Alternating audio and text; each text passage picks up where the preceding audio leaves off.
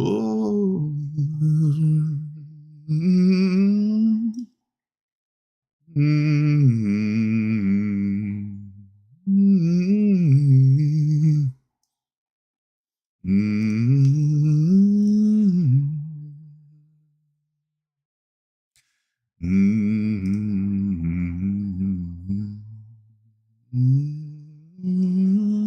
Maybe demonic tutor is weird. Maybe I don't need that. You like draw so many cards. Yeah. All right. It's Yuriko. We all know it, unless of course we don't. It's got Ninjutsu Commander, so it always costs 2 from the command zone, as long as you replace it with an attacking creature that wasn't blocked in play. And then that creature goes to your hand. And then whenever this or a ninja hits your opponent, you reveal the top card, put it to your hand, they lose life equal to its casting cost. So like Dig Through Time costs 2 maybe for you to cast, but it's still an 8-drop. And your opponent loses 8 life. I don't really think I care that much about playing a bunch of goofy, expensive spells, because the card advantage is so insane, it doesn't really matter. I don't have a lot of experience specifically with the Katara-Yuriko matchup. I don't know which one's got the edge there, but we do have removal. Katara doesn't enjoy 1-drops from the opponent, I'll say at least. But yeah, and then you have the tutors like Vampiric Tutor and Mystical Tutor to put the something on top of your deck. Most of the time, I feel like it's just going to be Force of Will, because you can just cast it for free, put it on top, your opponent loses 5, who cares? You just have Force of Will in your hand now. But you can put Dig Through Time, I guess. I just really, I'm not sold that you need a bunch of questionable, expensive spells to kill your opponent. You just want to get this going, and that's kind of just enough. If you just have this going, people are just going to give up, because even if they, let's say, like, it's more important to keep this around and do the thing and have redundancy to do it again if it, say, dies over and over or something, because again, it always at least costs 2. That's more important than when you have it, you now can slightly more consistently, or even really more consistently if you're way more in, reveal expensive spells. Because getting to that point is just way more important, right? Actually almost every single time I've lost to this, it wasn't because I lost an obscene amount of life. I lost because I can't stop it from just drawing infinite cards, them staying at like 7 cards the entire game, and I just can't play any, I just can't do anything. This card is interesting.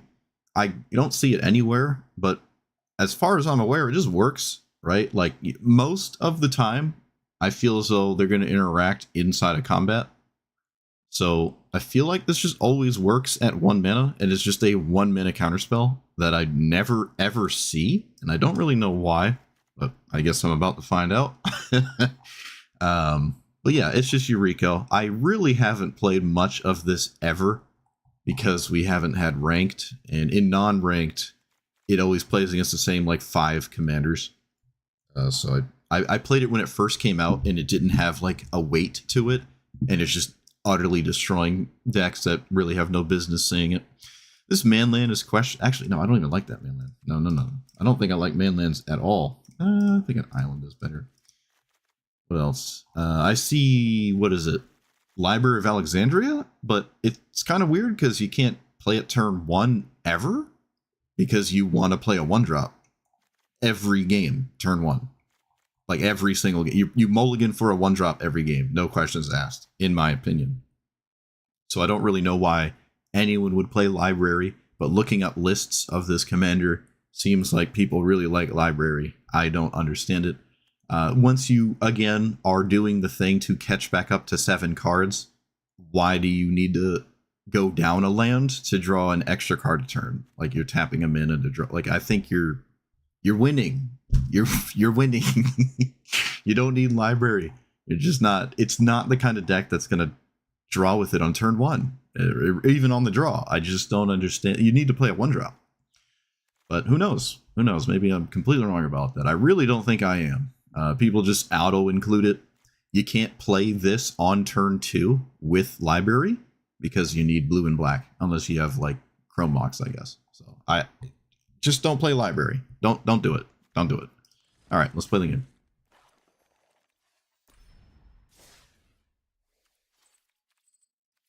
Once I find how to get there, I can do it.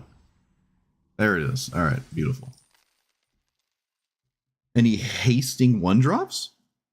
Is Gingerbrute in here? Maybe Gingerbrute's in there? I don't know. How many hasting 1-drops are there in the game? Is there more than Gingerbrute? I guess I can look.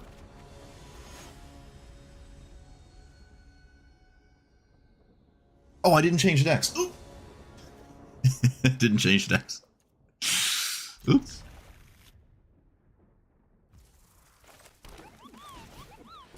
Maybe it'll be fast.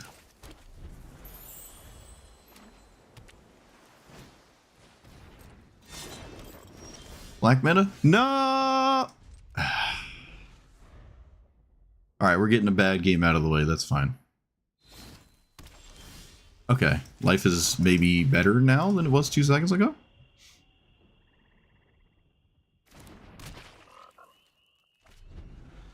I have double... You can't play the game. Oh, this isn't Force of Will. I'm stupid. I thought it was Force of Will. Thought it was Force of Will. That's a 3/3. Yes. Alright. Well. Please block. Come on. I think it actually does make sense to block this too. So good. Right, let's get rid of you. And let's get rid of... I don't have double blue. So I guess I get rid of that.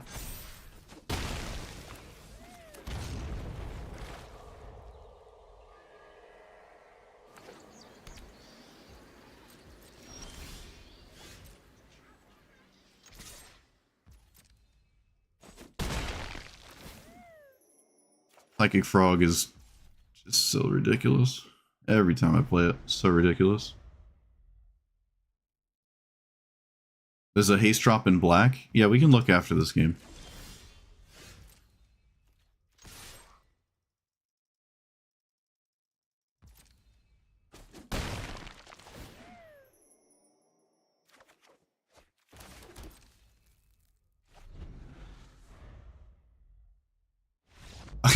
It's so stupid. Psychic Frog, you're so gross. Oh, you're so gross. So gross, so gross.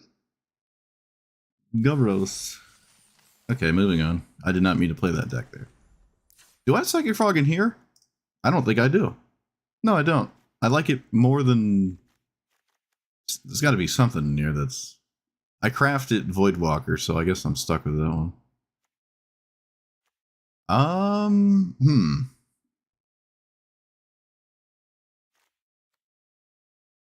Maybe Opposition Agent can come out. Yeah, that's fine.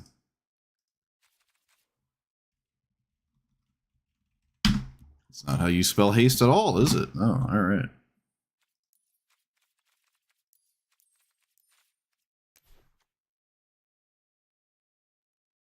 This has haste. Oh, but it is Defender. Alright, so you have one whole haste threat at a 1-drop. And also it can be blocked unless you spend a mana. Probably not a big deal. Probably okay.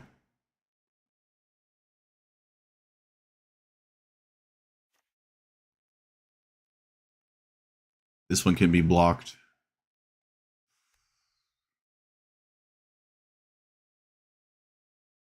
Maybe not this one. I can't. It cannot be my 1-drop that I play as my 1-drop to enable this. So I don't know if I like it. And later on in the game, it might not get through. So maybe it's just Gingerbrute, because this can evade. Yeah, I'm not going to play the other one. Again, it can't be the main one that matters in the form of the one that gets not Nashy. Yuriko and play the first time. Because it just gets blocked. It's one of the few things, funny enough, that your opponent who played Lena Royals probably actually has to block with it. Isn't that funny? The one that's actually better than Lena Royals because it enables Yuriko, and then your opponent's upset. Can I keep this? I just talked about how you can't keep it. Yeah, no, I can't keep this. Get rid of Trawler?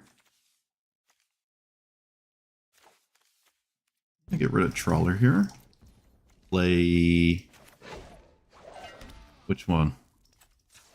I guess the Fairy Dream Thief. Whoop. Surveil 1. Well, that is another land. I don't think I need that, though. I'd rather find, like, Days or something. Oh, notably does not play Lena Royals. Alright, let's do the thing. There's no world in which I don't do the thing. Wait, how does it work? Okay, there we go. A minute. Figured it out.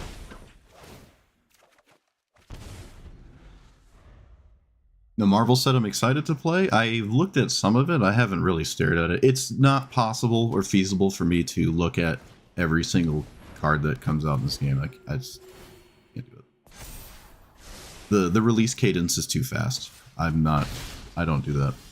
Alright, this does kill it. I've never actually played this card, so this is actually really cool. Love to see that. Never played that card in my life. Alright, let's do blue or black. Looks like black is the right option, so we'll do that one. Let's play this and leave up Vampiric Tutor? Yeah, I think so. More than 800 cards? Oh. Well, that's a lot of cards. That's an obscene amount of cards. Assuming they're all, like, new and not reprints. Beginning of your end step, untap stuff. Okay. Let's get a... I can't Fatal Push that. What do I do to get around that?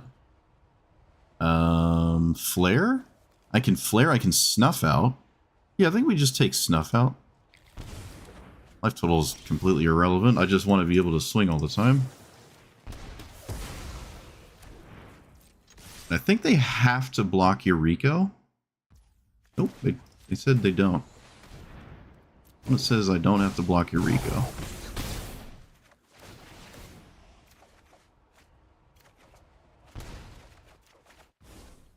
Okay, let's play...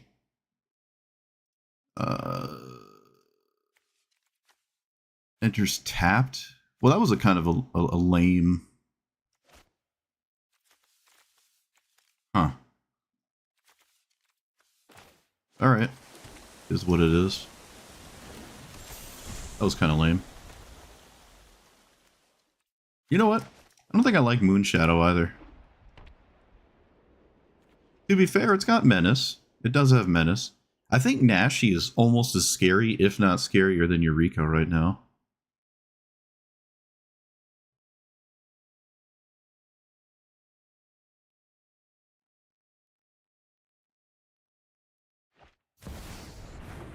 Okay.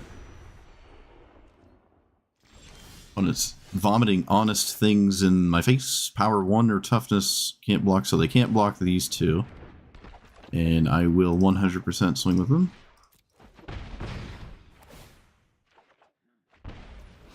Mana value 3 or less, so you can cast that next turn. Play Moonshadow. Let's play another Ninja. And I don't think I can find black with this land, so I'll just pass. I don't think they can just simply cast a 3/4 out of their graveyard. But maybe they can. I don't want to grow Moonshadow. Actually, growing Moonshadow doesn't matter. It doesn't matter. It being unblockable or not, it's not a ninja. It doesn't have to, like, actually hit my opponent.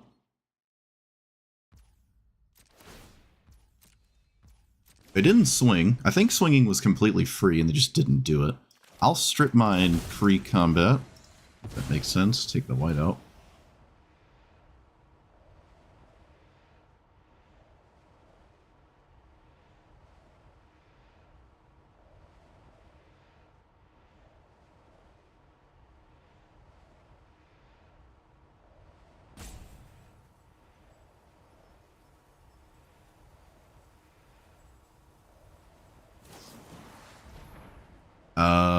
Can I do anything about that?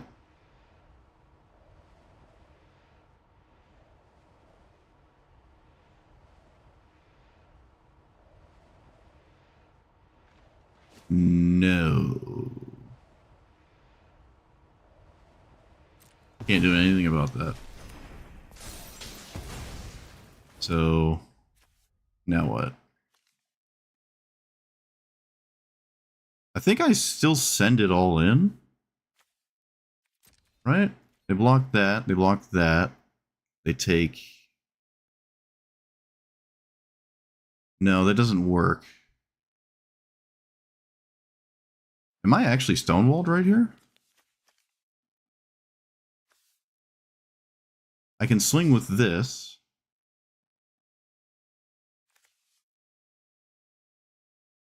I can let Yuriko die, which I probably should, so I should swing with it.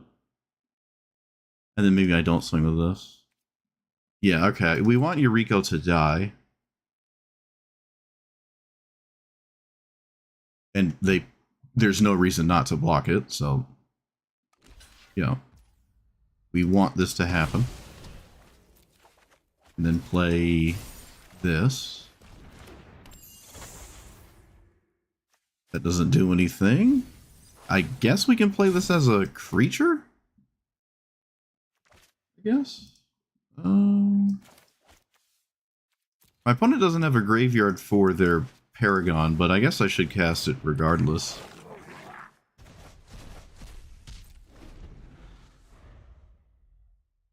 $653 new cards. 360 which are legendaries. Okay. You got it.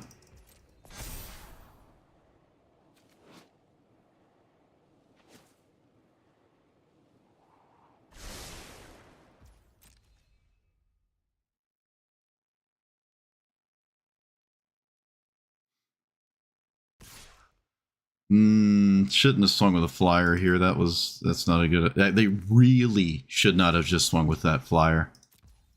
I think they just put me... That just makes no sense. There was no reason to swing with that. I don't understand. Oh, I'm stupid. It's got vigilance, right? All right, I was the one that forgot this time, not my opponent. Oh, Moonshadow instantly became a 7/7 upon saying I didn't think I liked it. So I can kill this, but then I can't cast my commander, so that's out of the question. Let's swing with this. 2 1/1 flyers that they can't block both. Still could just be in decent shape here.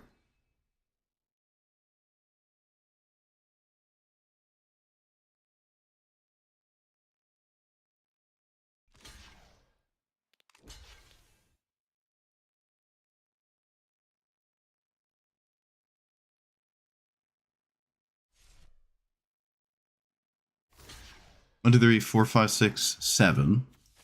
Well, I mean, I'll take the blowout.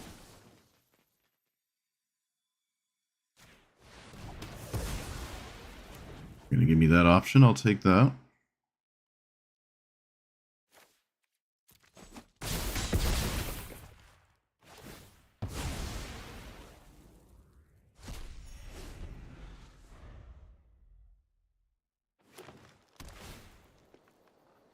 Please don't surveil something busted in the graveyard. Be ideal.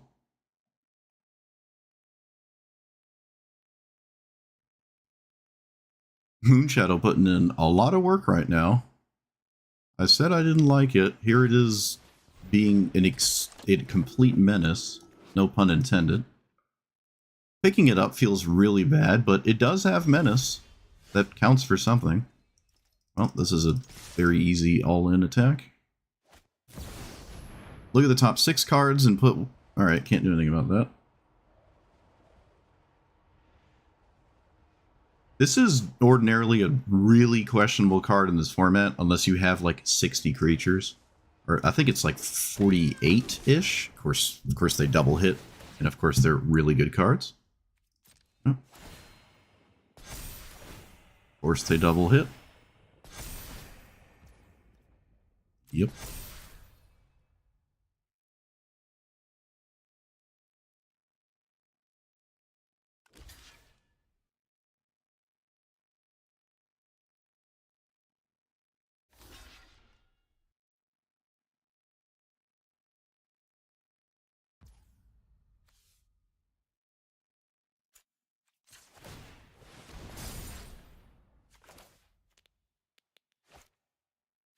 Is there any reason to Yuriko the Face Shadow?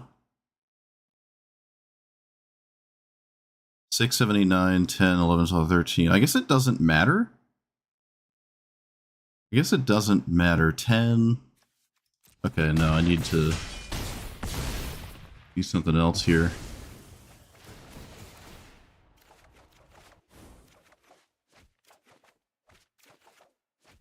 Okay. So play this thing. Play this thing.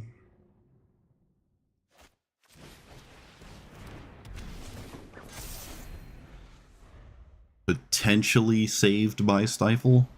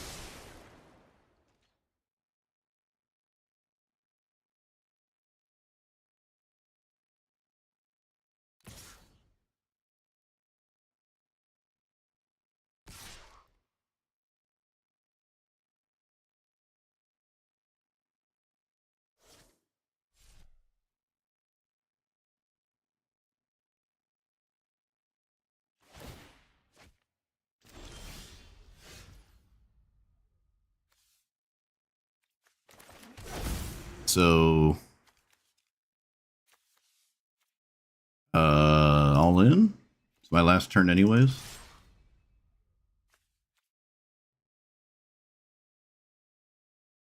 feel like this is normally a really good matchup. A Collected Company deck is really not at all what I expected to play against. Like, ever. Kind of weird.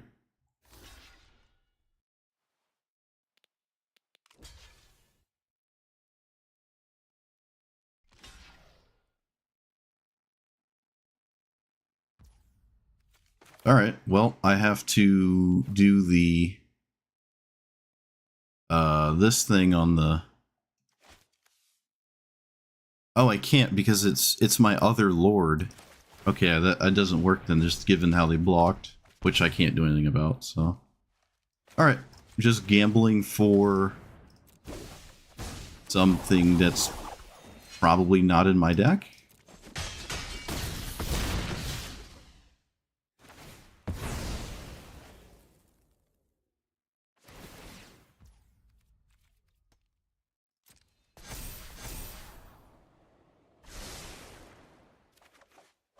Alright, yep. Kind of a insane thing to play against, and an even more insane thing to lose against. I feel like I just win that 9 times out of 10. Well, alright. Collected Company is kind of crazy. I don't think that Collected Company style decks are really a thing, but there it goes. Not only did they have it in their deck, they had it in their hand, and they cast it, and I couldn't counter it, and it hit 2 creatures that both of which mattered. That, like, this just everything went right. Everything went right there. Kind of crazy. Also, I don't know if I had a single counterspell that game.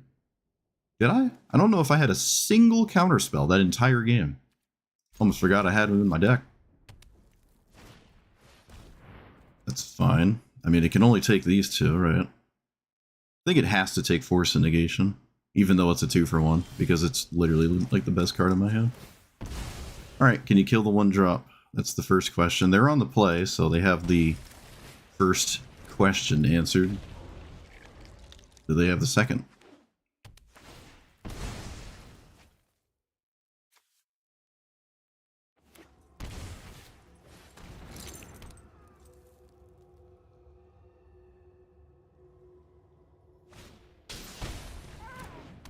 That's a no. So... But if I just didn't do it and left up Mana Drain, what does their commander do when it shows up? I guess their commander is kind of a problem. Yeah, I think I just have to pass. Their commander, I can't let it resolve. It kind of just sits there and is a problem. I need, like, removal.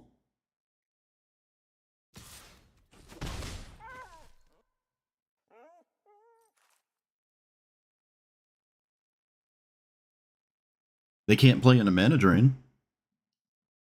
Yep, that's what I thought.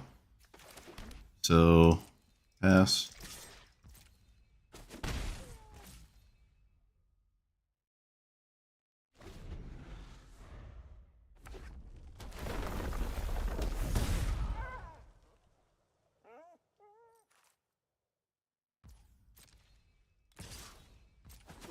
I don't think they're going to win a draw-go game, so...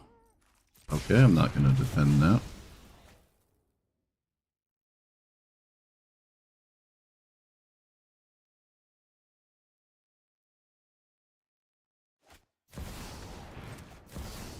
Didn't expect them to play in a Mana Drain with any card. A little out there for me, but I guess it makes sense? I don't know. I don't know how I feel about that. So we can just play this next turn? And maybe drawing a ton of cards is better than, like, anything else I could do.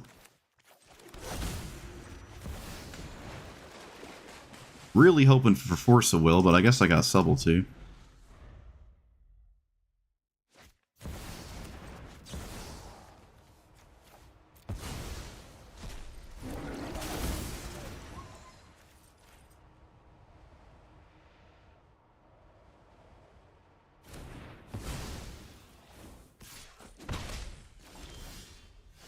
Dig through time. Let's play this. Do I play this as a creature? Or a land or something here? I mean, not a creature.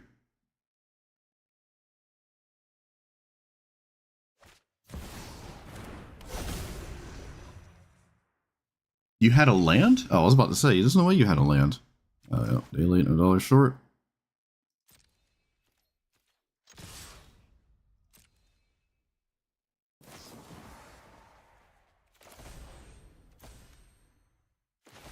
Okay.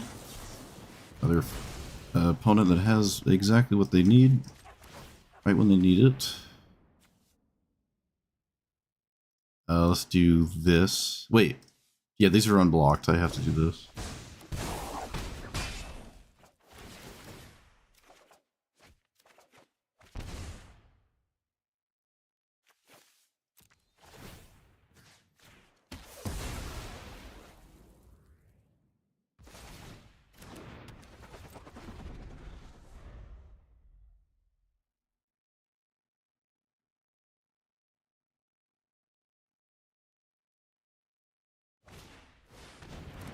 What is that?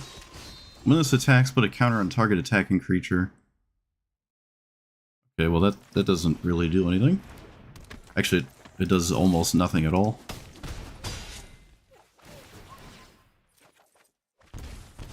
Yeah, this game is... I mean, if they can't stick to the board, it's 100% over.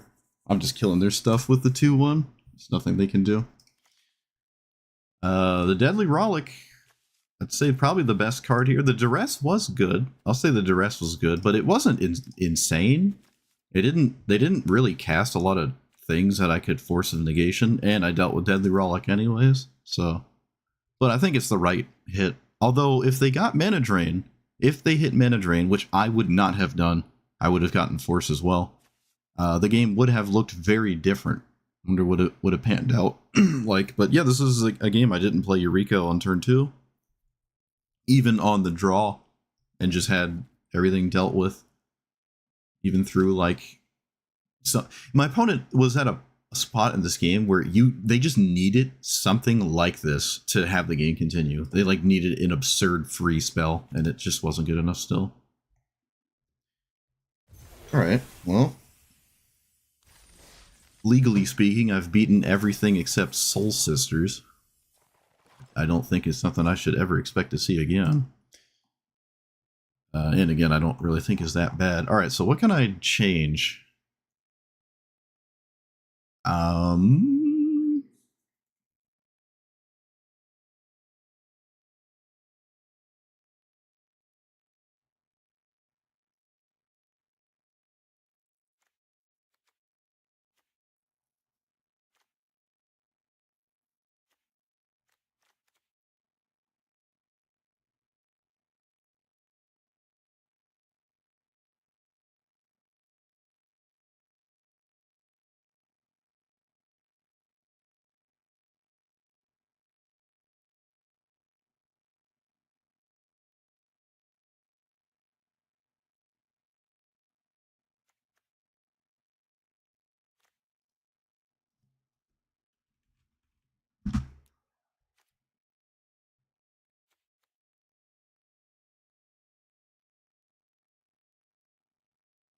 Is this good?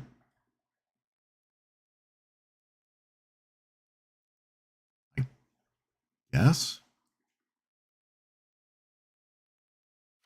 Try it. That doesn't stand out to me, but sure.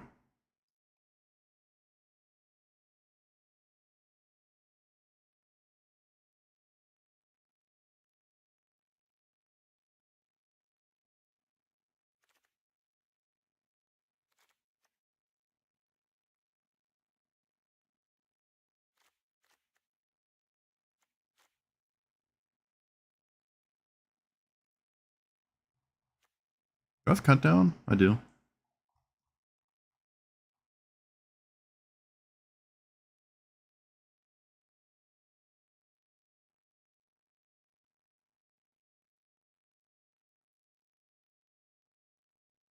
Mist Caller? What is that?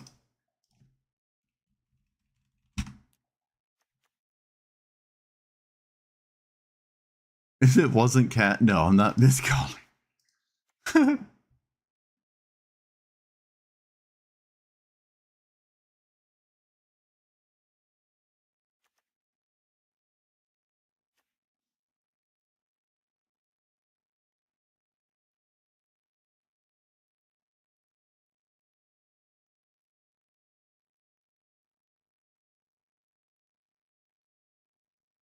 Hmm. Why is Mana Leak in here and not Counterspell?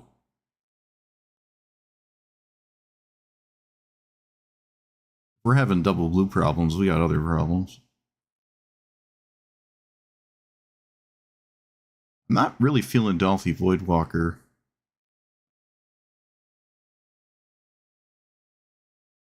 Honestly, I'm not really feeling any 2-drop.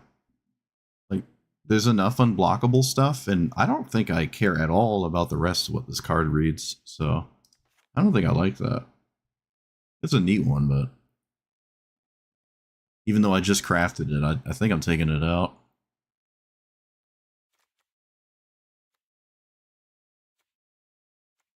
I don't even know if I like this. The stats on ninjas doesn't really matter to me. It itself is a ninja, which means it draws off of Yuriko more, but I don't know if I care about that. I feel like more interaction. All you want to do is hit with Yuriko. You don't want to hit with 3. You don't need to hit with 5 ninjas like that. I'm going to reevaluate these ninjas. Some of these are just irrelevant. I don't care about making my ninjas larger. This doesn't matter. We're not here to care about the damage of my cards. It's nice to have more ninjas, I guess, but like, I don't care about the damage. Like, these trigger Yuriko next to Yuriko, so you draw more than one.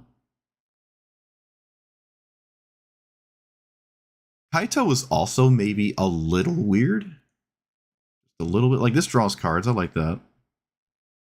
To be fair, every time I have blue-black Denjutsu and it's not being used on my commander instead, that implies it's in play. Why do I need this too? Like, people just don't think like that. Ever. I'm questioning these two in the middle. Attacking the hand is fine. It's also 1 mana to ninjutsu. I'd rather these two cards just be literally anything else ever. Removal. Ideally 1 mana removal, which I think I just have all of it anyways already.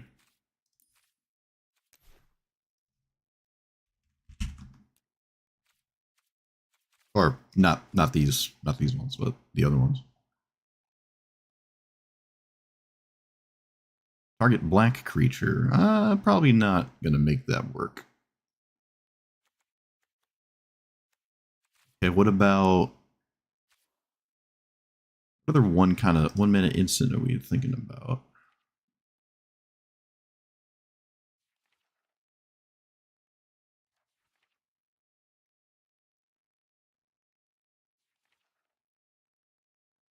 Oh yeah, this counter spell, right? I was talking about that.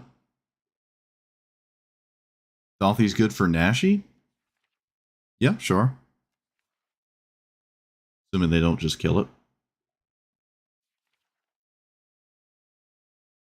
I think Tail's End is also okay. Remand is a Remand might be more appealing because my opponent has to like reattempt something that might cost a lot of mana. Alright, let's just try that. I don't think we're wrong with more counter spells, and I don't really care about really any other kind of creature in my deck except the ones that put Yuriko in play. All the other things I do is like icing on top of the cake there. That like I don't care to give Yuriko, make it a 2/4. Like, why does that matter? I feel like it shouldn't. That's a cool commander. I like this. It's funny that because I'm in a lower bracket still, or like lower rank, I see like interesting things still. I have never seen this before. On the play. I haven't been on the play yet, I don't. Was I on the play in the green-white deck? Maybe I was. Let's play that. Wait. Yes.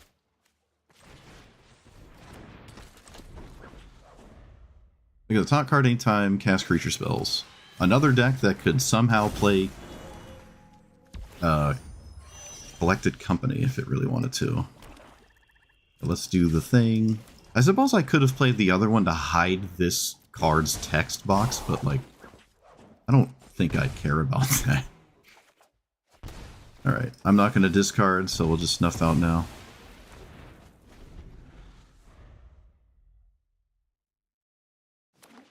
You have to at least try to block this. Okay, they did. This is a spot where +1 stat would be nice. But I did find the fetch land, so I'm not worried anymore.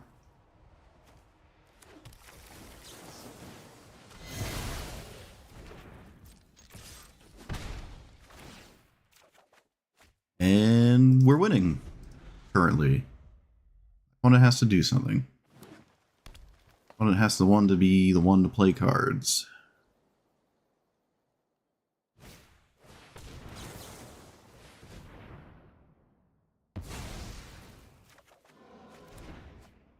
I can commandeer Vivian. I don't know if I have to, but I can if I want to. I'll tell you what. And then play you. Right? Sure. Not that crucial, but I guess I will play this.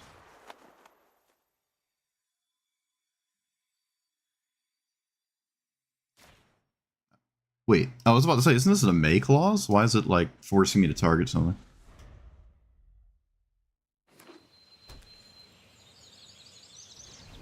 I wonder if I would commandeer my opponent's commander. I'm gonna counter that. Counter literally anything ever. Or...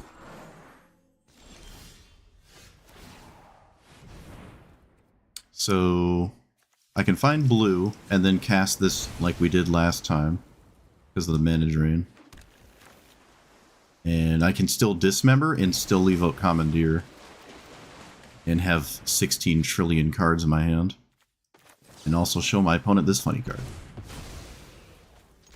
No maximum hand size. Ooh, I hit a sixer. I hit a sixer. Come on, play your commander. Let me commandeer that nonsense.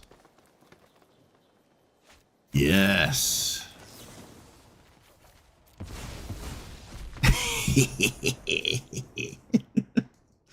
Oh yeah. See, to me, this is just better than playing like, oh, I could have had 3 more creatures in play, but like I have 25 cards in my hand. Yuriko is unanswered. I don't need it to be a 10-10 or a 4-3 or something like that. I just draw so many cards.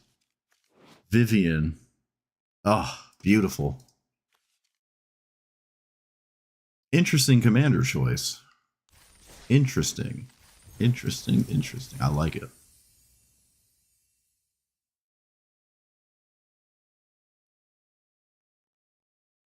Yeah, I feel like Dolphy Voidwalker doesn't really feel like a reliable way to stop a graveyard deck, because they could just sort of kill it a lot. Speaking of killing things a lot, this is a black-green deck. This is a slow hand. We're gonna make it work.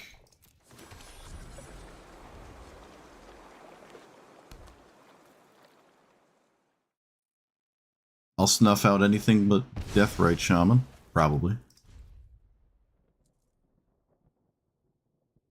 I think this deck plays Mana Dorks. It can go the Mana Rock route, but it's probably playing Mana Dorks because why wouldn't you? Ego Drain? Really? What is that doing? Is that good in this format? It's a Thoughtseize except you lose a card in your hand. Is that good here? I question that. I question that. When it gets rid of Mortality Spear. Suppose I'll hide what I drew. That is a very strange choice. I've only ever seen this in Stick Fingers, because getting like the one card you need to get out of your opponent's hand out of the way is really good, but like here, I don't know. They went down a removal spell that like could actually do something, so it's a little weird. Okay. They have discard and Dark Ritual. Be nice. I drew all this just in time, as is tradition. So play this.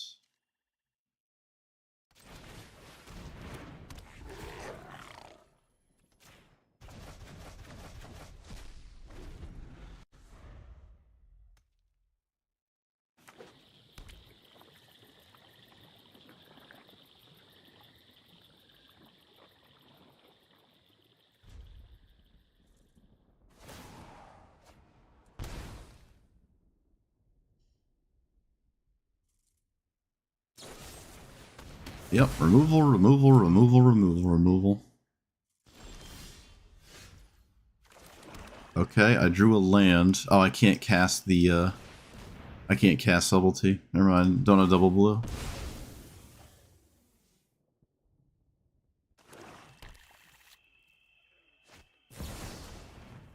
Cool. Alright, Vampiric Tutor, Dark Ritual. Must be nice.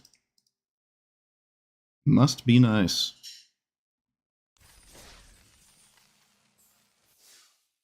And my opponent went down a removal spell. They went down a removal spell. Just literally mono removal.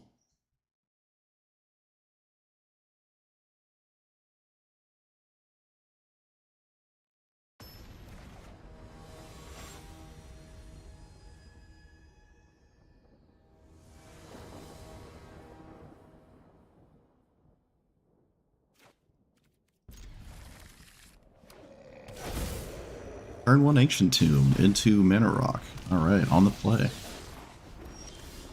Is it going to be one of those days? Kinda feeling like it. Kinda feeling like it. Let's play that thing, because it's always unblockable. Doesn't really matter because I don't have an untapped land next turn. I think I should take this out. Might just be another trap. Turn 3 Golos. Must be nice. Yeah, I don't...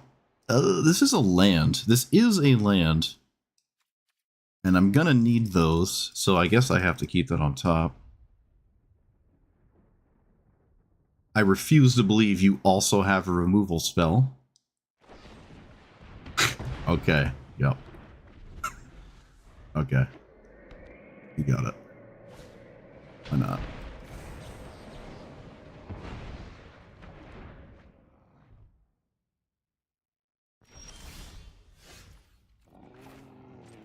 Let's get Watery Grave, because I can.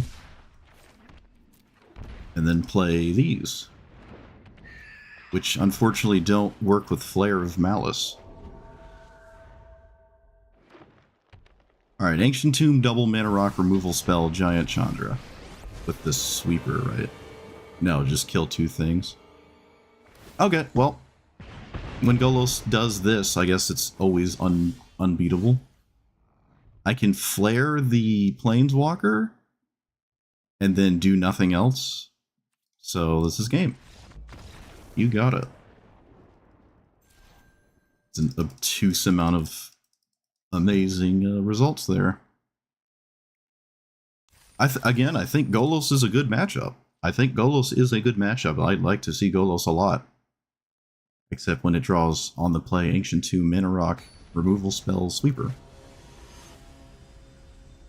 Then I don't like it as much.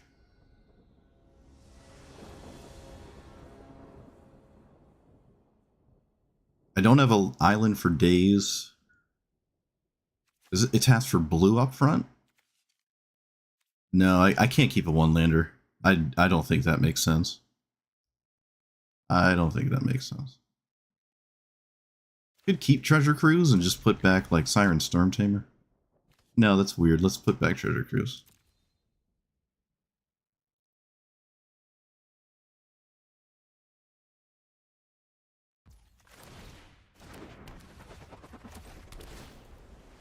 I'll keep... not that.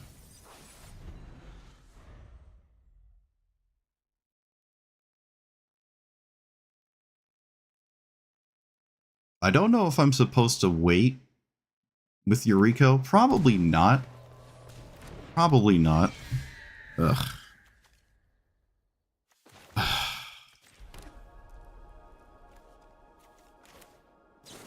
Well, I mean, I can't...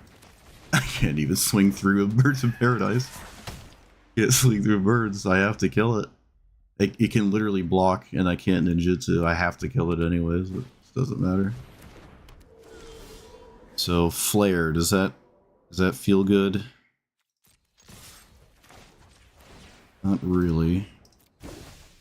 Gonna have to play this land, or this as a land here. Yeah. And I guess it's tapped. Yeah. Okay, still got a blue card for flare.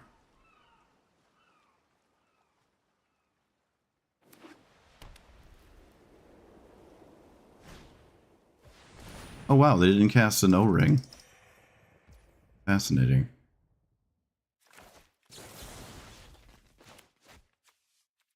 Oh, I can just kill my commander, right? That's the whole point.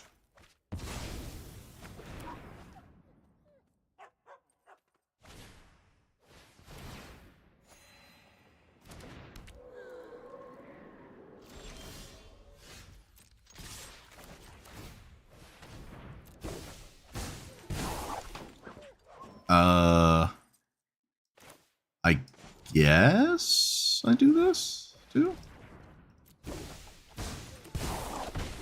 Yeah, I should probably do this. Oh. Hard to say no to that. I hit 2 lands. Really not what we were looking to do there, but not anything I can do about it. Let's play that one, I guess. Alright, well, I'm shields down from a wall of, like, Journey to Nowheres, I guess.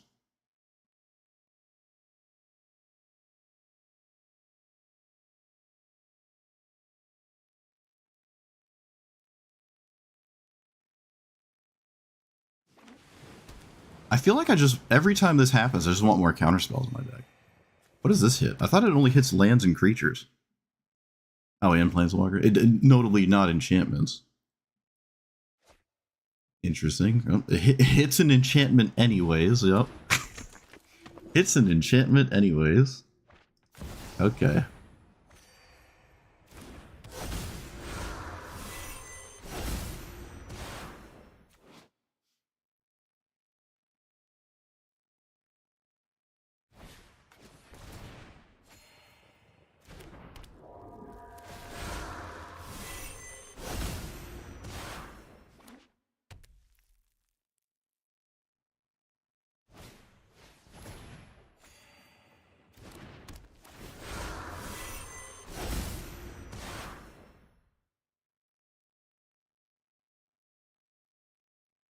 You have another 1-mana enchantment here?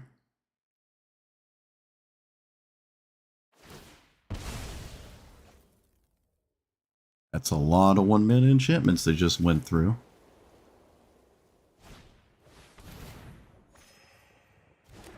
What does this one do? Okay. You have another 1-mana enchantment? Come on. Oh my goodness. That's insane. Well, on the bright side, I guess none of them, like, completely destroy my soul. I don't think Virus Beetle matters. I don't think Swinging with Ornithopter matters, right? Well, not currently. Goodness. Daze is not that exciting for a hit there. But it's what I hit, so let's play. This doesn't do anything. I don't think the virus... I don't know if the second Virus Beetle is worth casting. I don't think it is. I mean, I would have really, really liked a removal... Well, wouldn't have mattered. It just wouldn't have mattered now. Opponent has just infinite mana. I just can't do it. What do they just discard? Amiria's Call. I don't think it's ever worth it to leave up Siren Storm Tamer anyways. So I guess I just cast it. Well, it has Mana Tithe. Okay. Oh, I missed a damage. Tragic. Like, my opponent has so much card advantage, they don't even have to block me. Because the card advantage also gains life. They know about Daze. I can't cast it anyways. I have to... It costs 1 more to cast. But they know about Daze. It's not going to do anything.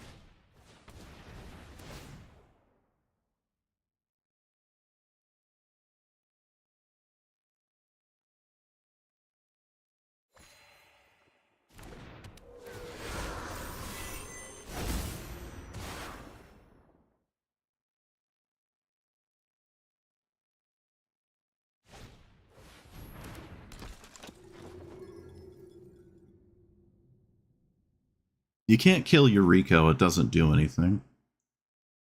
You have to deal with kind of a bunch of stuff at the same time for that to matter. Okay, or you could specifically do that to it, of course. Oh, that tracks. Okay, you got it. I don't know. That's one of the hard matchups, though. I won't lie. Scythus is just one of the extremely good commanders, like top 5. I didn't draw what I needed to. Maybe I mulligan more aggressively. I don't know. Once they have Convoke, it doesn't really matter if I kill Scythus, because it's free. They just cast it forever. My opponent is so far ahead, they can literally just tap out, like, tap their creatures and just not care. Not much I can do.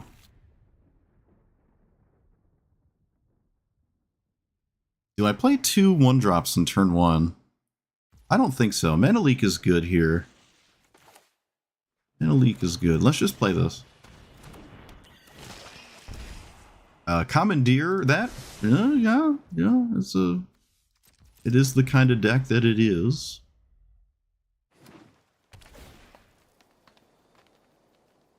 Yeah, I think all the cards in my hand except maybe Seagate kind of matter. So, and also Seagate could just be a literal land instead of going under the mocks. Okay, I'm an idiot. I'm an idiot. I did ninjutsu. I'm stupid. I'm sorry. I'm dumb. I clicked past it too quickly. That one's on me. Mana leak literally anything at this point. Okay, this time for real. For real, for real. And how important is another creature right now? Not that important, right?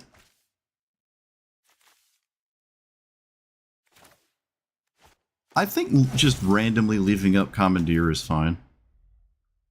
I don't think I'm commandeering like Cultivate, though. I don't know what I would commandeer. I can't commandeer a sweeper? Like Brotherhood's Spagoo or whatever?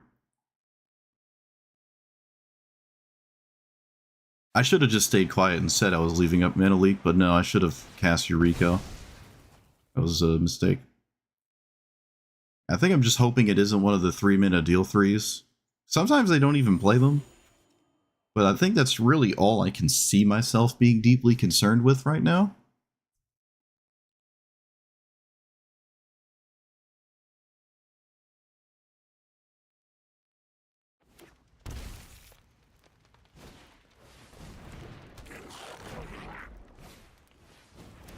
Okay, just some discounting things. Dragons are cheaper and spells are cheaper, so...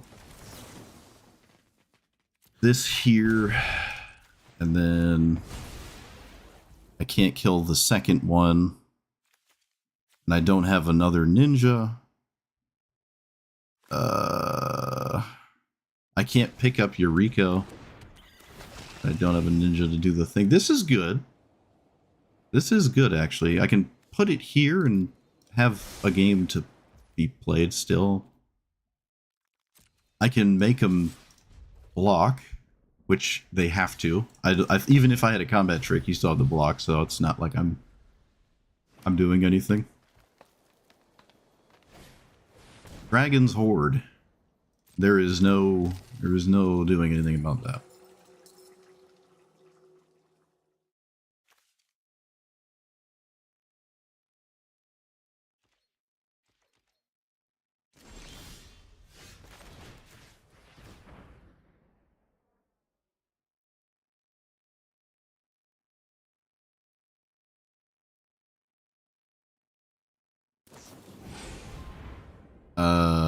Secretly choose land or non-land. Seems a little weird to commandeer that. So I don't think I'm going to.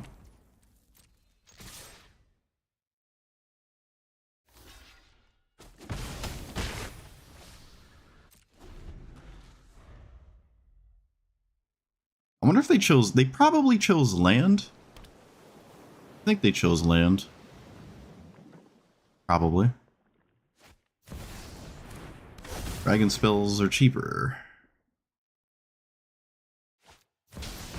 Another dragon. Alright, well, yet again, totally stonewalled by random cards that their text doesn't matter. Come on, man!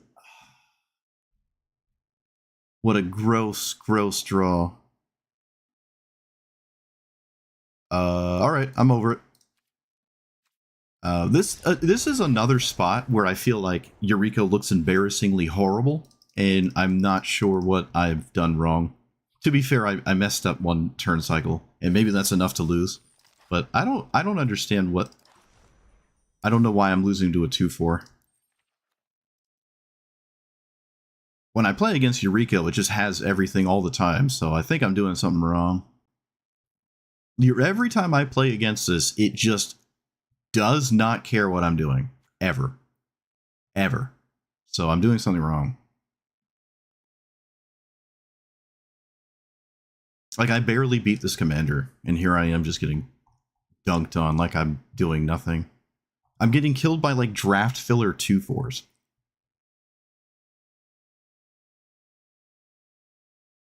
More removal, maybe? I guess? More removal?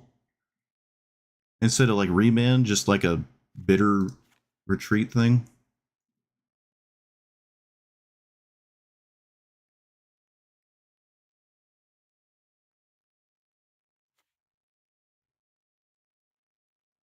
I can play unsummons, and they do matter. I can play just blue bounce spells. They do matter. Oh, and having to recast like a 4 or 3 drop is that matters.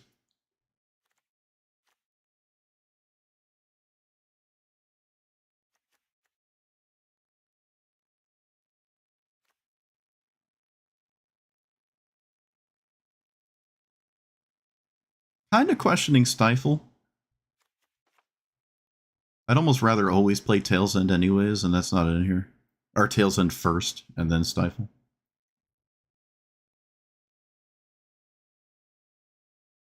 Gingerbrew hasn't mattered, so I'll take that out. It literally just doesn't matter.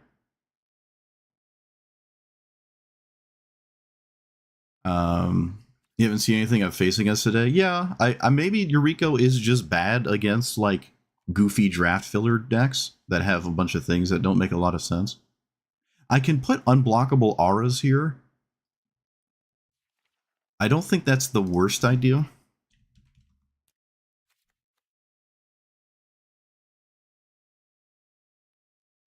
I suppose Arcane Flight is good enough, right? I don't know if I need something like Aqueous Form. Overlap with Katara then begins to make me wonder if I should play Katara instead. Yeah, we can try a couple of these. There are blue cards, which we do like to pitch to things.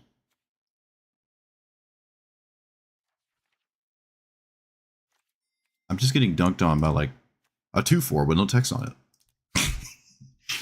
A 3/3 with no text on it. The Ninja Lords making this a 2/4 could kind of matter for 2/2 blockers. Or excuse me, 3 toughness blockers.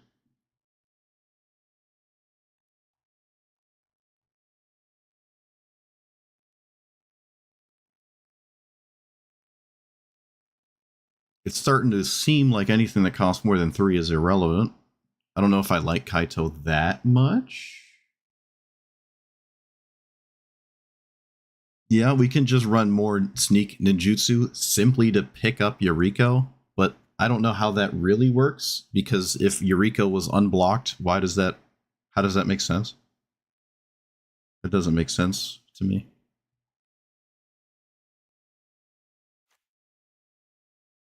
You can only ninjutsu it if you've already it's unblocked.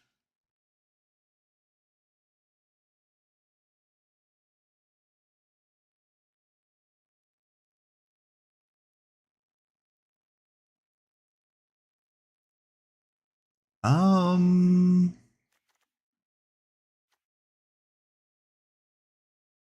Oh yeah, I want to take out Undercity Sewers, I think. Not the turn 1 tapped land kind of deck, and it isn't the turn 2 tapped land kind of deck either, like ever. So maybe not the best idea. The Marsh is okay. Dark Six Shores I'm not a fan of. I would actually rather just play Mana Confluence, honestly. On the bright side, you don't have to play like 45 lands. Actually, what do we have? Like 20, we have 29 lands. There's a lot of MDFCs in here though. But you kind of you're chilling on 2 lands, really. Village Rights effects. Interesting. Now that's interesting. That's interesting. I like Village Rights more than Kaito. I actually like Village Rights more than this thing. Because again, once you've already displayed the ability to hit with your opponent with Yuriko and not even another ninja, you don't really care about this.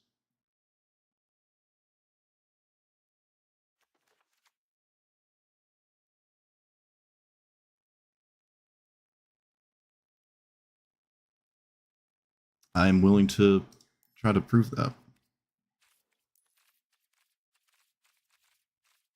Yeah, I like the sack draw twos.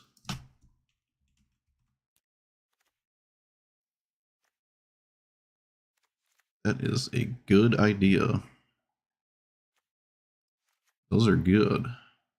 I don't think I like them at 2 mana. At least not yet. We'll try 2. We'll just try these 2. Alright. I like that a lot. Oh, wiser words than I have.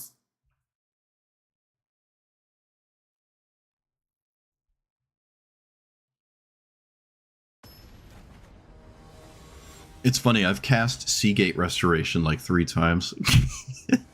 Wouldn't have ever thought I've cast it a single time. That's really funny. Alright. Is this actually gonna... When this enters, you may have to... Oh. Oh, this is such a good card when it does this. Oh my goodness, yes. Kill the 1-drop and also have a creature in play for your Yuriko. Just how we drew it up. Or sort of. Sure. Starting town. First, second, or third? Okay.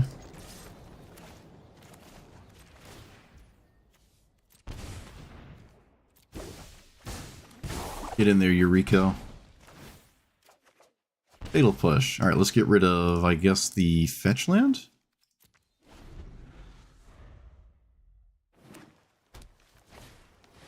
Summon Fenrir.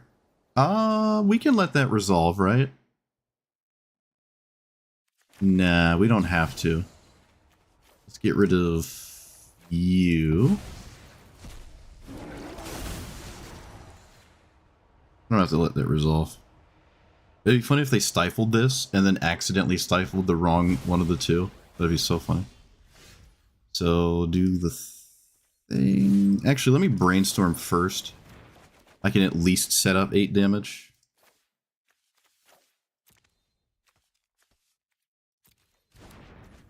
I drew a fetch land for Fatal Push. And then play you and Mana Drain.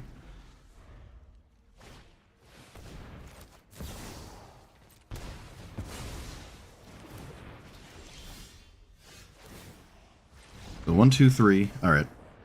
I can cast Dig Through Time with a discount of what? I have 4. So 4, 5, 6, 7. I have a fetch land too. I guess I could have played the fetch land instead of the swamp and shuffled it away. Just got... Wait, I played the Watery Grave untapped there, right? Yeah, I probably should have just played the fetch land. In fact, I think I said that out loud and didn't. Oh boy. There's better content creators than me. Literally throwing. Suboptimal. Suboptimal.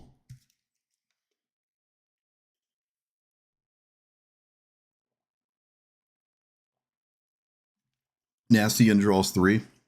That's the Lord of the Rings one, right? You can look into that one. You can look into it. I'm sure there's some card in my deck that's like, it could just be that. Vendilion Click.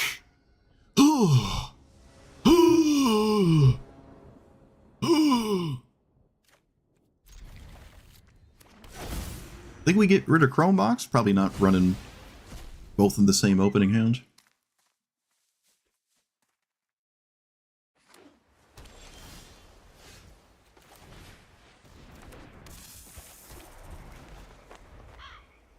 Do we think they're gonna? They're probably gonna play a blocker that could block this if I played it turn 1. It's a Vendilion Click deck.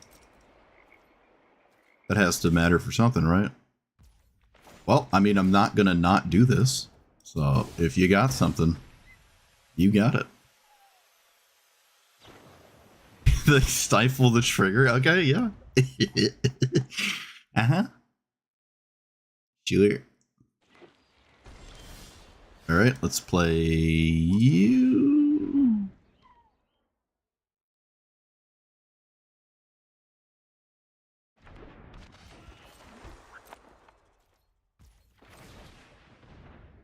Do I play Hope of Geoper? They cycle Remand. That's fair. Wait a minute. Random land in your library has text on it. All right. Well, I mean, I'm playing a second creature. There's no way I'm not. Suppose it will be this. Vendilion Click is just gnarly. Absolute gnarly. Gnarliness. What is this? Upkeep? Nope. Okay, I wouldn't counter this if it was free. Nope. Yep. There are no bad outcomes. Vendilion Click, wow.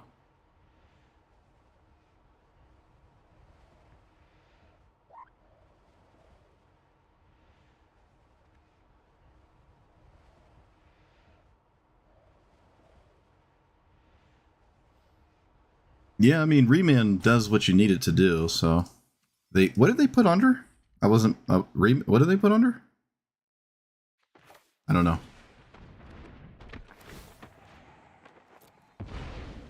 I wasn't looking at the screen when it happened. Let's pick up Slither Spagoo. Did I play a land this turn? I don't know. I have Commandeer. They gave me Commandeer. And left me with a counterspell. I don't care about the counterspell though. Sword of Black and White. Black and Green. Sword of Black and Green. Sure, we can play around that.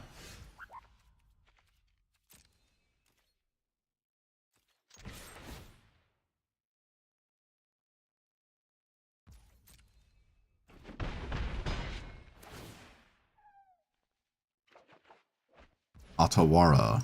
Sure. Oh, hydroponics. Look at that. A random land. So I drew a 1 in 85 right there. Huh, maybe this card is good because you always draw the best thing with it all the time. Yeah, we'll play at least the thing they knew about. And I think we can play another. Yeah, we can. So we'll play... Actually, if they have an end step spell, no. Because I'd like to counter it with the 1 minute counter spell. That they do know about. I will counter basically anything ever.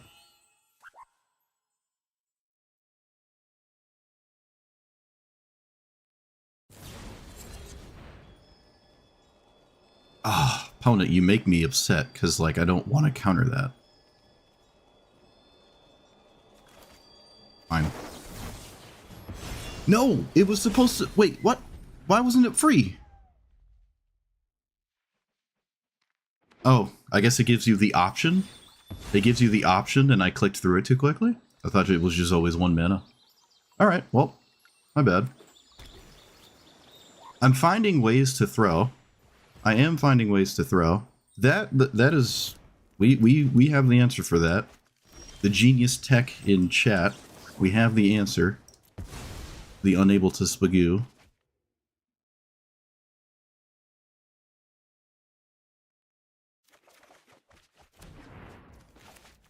I guess I replay it, right? Pick up the Prowler. Because the Prowler is going to kill Vendilion Click over and over. Ah, Village Rites. Genius. Genius.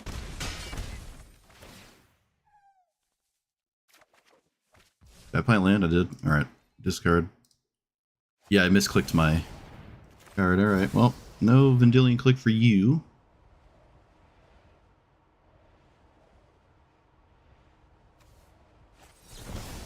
Oh, that's adorable. It'd be a shame if it didn't work. Wait a minute. Okay, yeah, gain control. Gain control. Blah, blah, blah, blah, blah.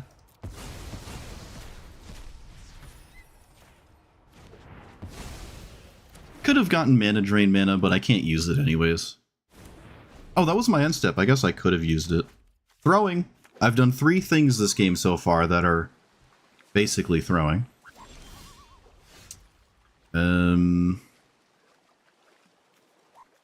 What does this do when it hits me? Discard and you untap your lands. Okay, that doesn't matter.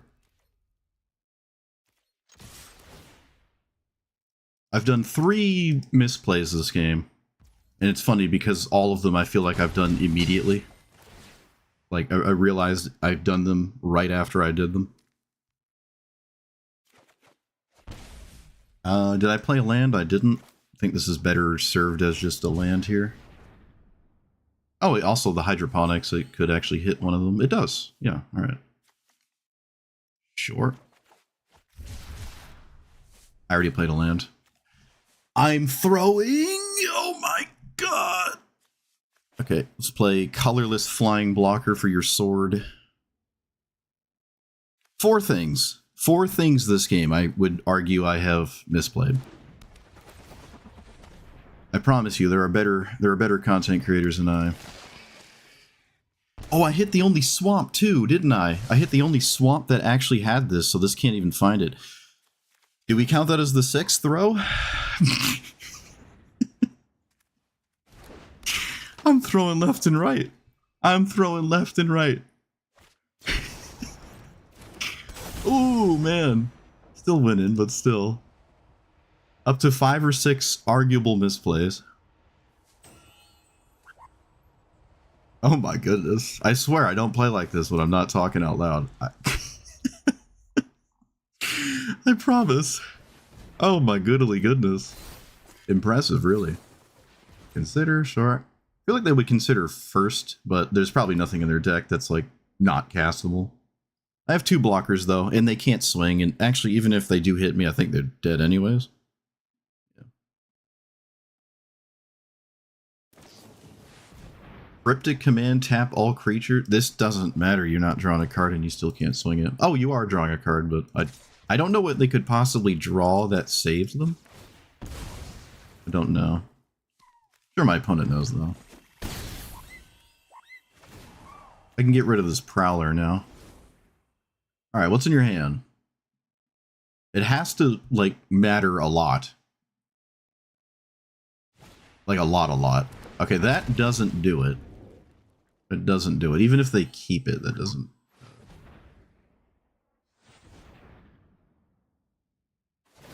Yeah. I don't think there's anything that this deck could do to beat me. At that point, I mean, like, by the point that I started just kind of doing small, tiny punts, I don't think it could beat me. But yeah, I really gotta play tighter than that. Like, there's genuinely 4 or 5 things I just could have done better this game, and chose not to. But, I mean, of all the things they could have done, that was... No, I wouldn't say this is one of the better ones, because the 3-2 is a problem. This is also mostly on a black... on the black side the blockers don't fly, and the blue flying creature just gets blocked by a lot of my creatures anyways, like if they didn't specifically draw a cryptic command.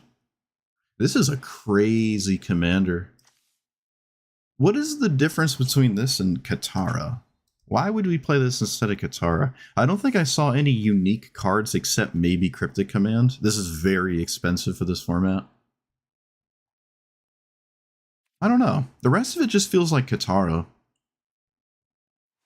It put back a card, and I got a card out of it that was good, if not better.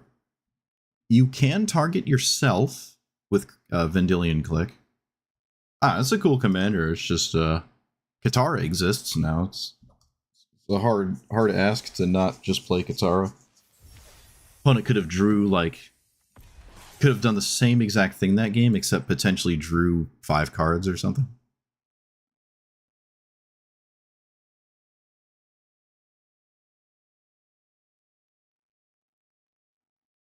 Alright. I was overspilling value. I was just compensating. That's all. Players with Mythic Orange in their name. I did play against one. I have a screenshot of it. I played a Solemnity 9 Lives combo, and the orange named player, like their name was orange text, sat there and waited an hour and a half to slowly kill me with like a mill 1 card. Like, man, I just gave him his whole day worth of playtesting as a dev. Tyvar. Alright, this is mostly just elves. So that tracks. I'm not gonna pitch anything. I think I like the land. Yeah. Chromox is, so far, been a little questionable, which surprises me. Like, this is not a hand where I would pitch almost anything ever. Kind of interesting. Chromox of their own, sure. I'm not going to fight over Chromox. Gets rid of Heroic Intervention. I suppose that makes sense.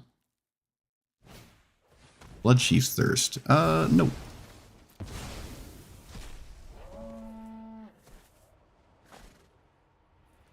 Apparently my opponent has a green instant. What is that? Force of Vigor? Maybe?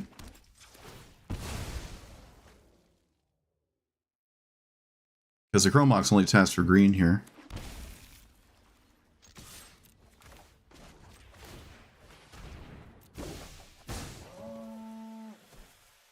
Alright. We did the thing. Did we draw Force of Will? We drew a counterspell, just not the one we're looking for. And I can't Chromox a blue and cast a black, so...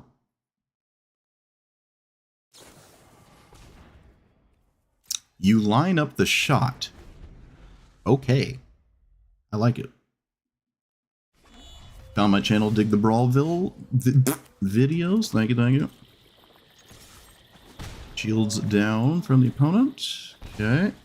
Let's play Baleful Strix. I can sack it to Flare as well, so. And then play the Dream thingy. Right? Sure. I don't feel excited about getting a black source, but Surveilling one is fine. Could have played them in a different order too. I don't think I want another creature. Okay. Yeah, Chromox is dubious. Has been dubious. Now I can ignore a ground creature because I did draw Arcane Flight, unless that creature is like a huge problem. But it's kind of difficult to get through double counterspell here. They're incentivized to play the game right now because I'm not on counterspell, where I will be next turn. Tyvar. What does Tyvar do? We gotta read it. It does enough that I'm not gonna read it further.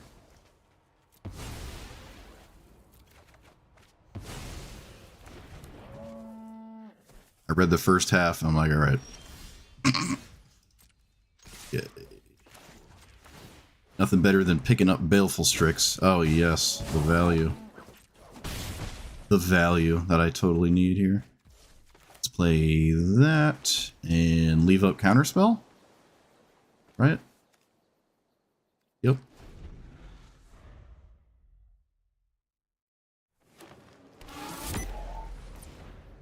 Okay. Go for it.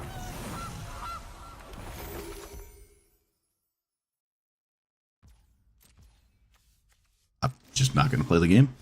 Let's do this. Oh, not that. This here.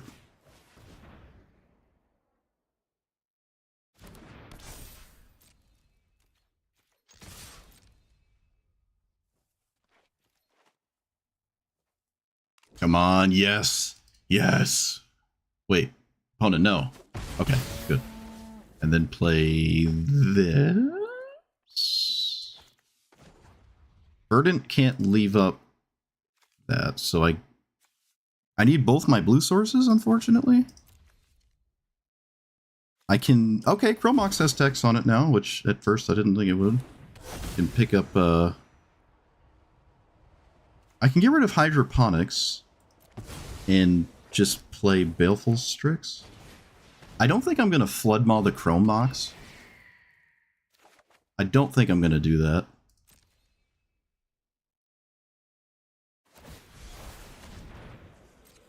What is this doing? Maybe it's just a grab whatever I find kind of deal. Yeah, just grab whatever I find kind of deal. I'm not going to counter this. Not going to counter that. The flash 1-drop? The pirate? I think so. Not going to counter that. Well, now if the 3/3 is the only other thing in the turn, I will counter it. As it's the only other thing in the turn. Rainstorm. I do this. I think I'm willing to just shuffle away that stuff pre-Yuriko attack, because it's just 3 damage. I don't even want that card. Yeah. I'm just going to shuffle that away. And swing. Now there's a bit of an incentive to bounce the Chrome Mox, because they won't have a card for it. They could also just die here. I did not. Yeah, we can play the Beetle, get rid of the last card in their hand, and then, like, bounce this, and they just don't have it anymore. Like, they can't Chrome Mox. And they get a fish, which gains them 1 life, which doesn't matter. Okay. Yeah, that works.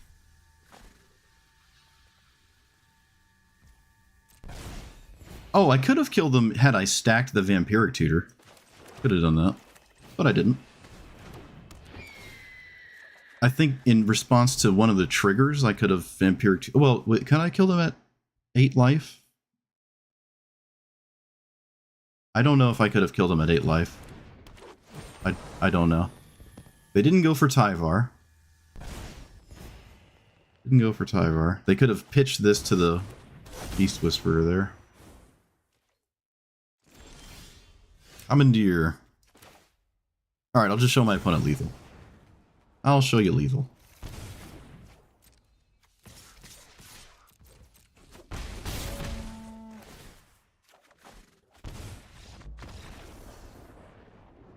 Okay. I don't think I made any glaring SpaghettiOs that game, on the bright side. Yeah, we can look into the draw 3 village rights here. What else? What else happened this game? The Beetle didn't discard anything that mattered. I don't think I had to bounce Chrome Mox. This did cost 6, though. But if they did play it, I think they just die, so it didn't matter. Green-black decks just have a lot of removal, but specifically, this one maybe has a bit less, because it really wants to play a lot of redundant elf kind of creatures for its commander. Also, I think there's like a combo or 2 in this deck. When you get like critical mass of elves, if you can call that a combo, you just have so many elves you can do whatever you want. But, yep, okay. Just death by 1,000 Yuriko pokes. Too many cards. Too many cards. Alright. Let's change... sack. Draw.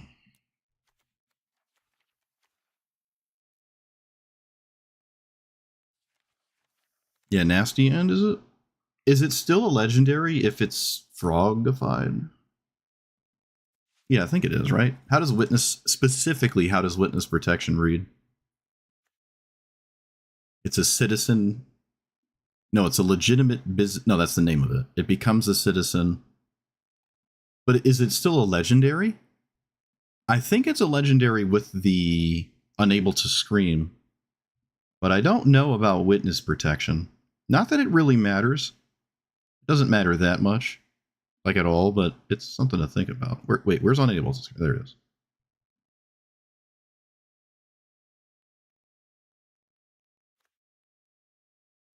Yeah, does anyone know definitively? Because I don't. Unable to scream is a legendary, but this one doesn't. It just says it becomes a green and white citizen. What happens if you clone Yuriko while that's in play?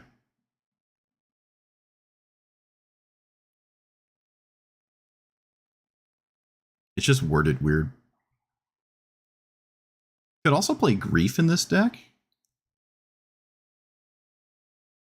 Oh yeah, we're asking about flashing 1-drops. I don't know how many are in here. There's none. There's actually no flashing 1-drops. It's actually a bit surprising. It doesn't change that much, but it is surprising.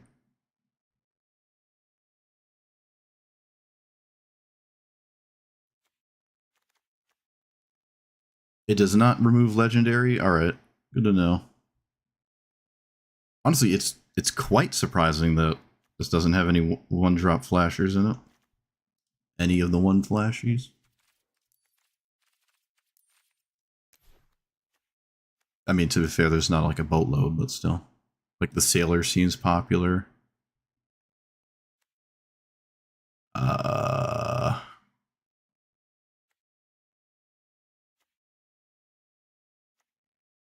it really just two.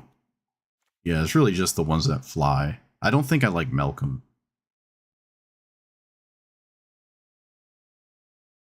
We can slide these in. All right. Another concept that is actually not as abundant as I had previously thought. I just accidentally added Zulaport. I don't want that. Okay. I can just take out some other random one drops.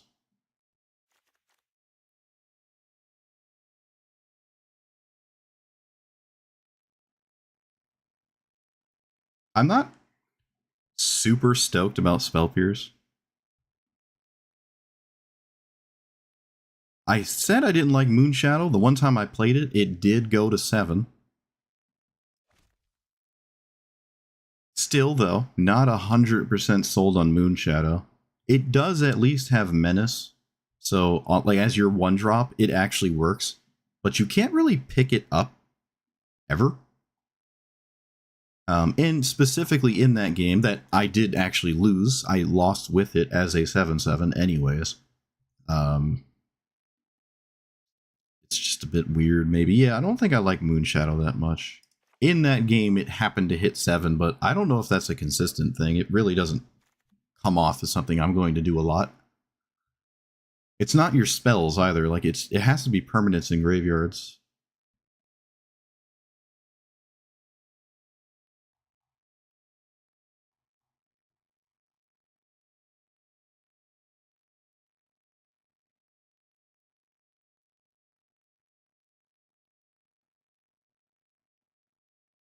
The one time I cast Admiral's Order, I accidentally did it for 3. Oh, so it does loot. It does lose legendary. Okay. Yeah. Fierce Guardianship works. It just doesn't have the legendary text for Nasty End.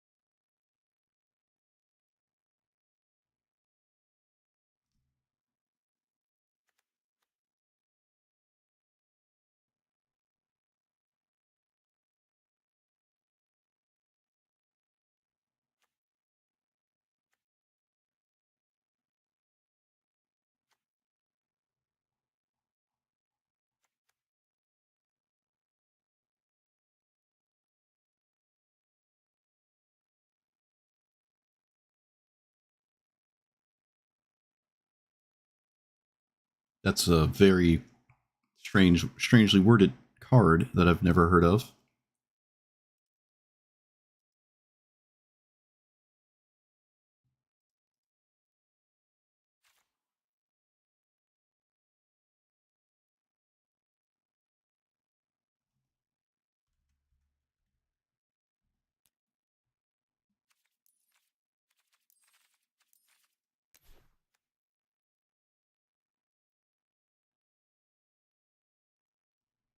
Activated ability, triggered, or negate. As an additional cost, sack it. All right, so let's say you sack Yuriko. You get a stifle and a negate.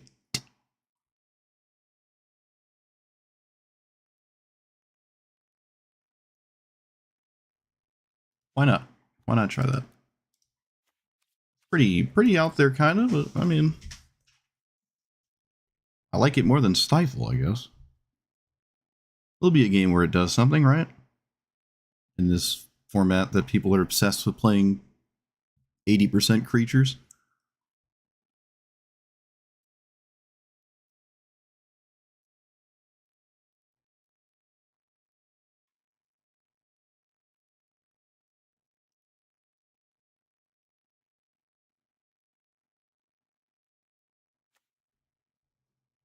I want to take out 3 lands.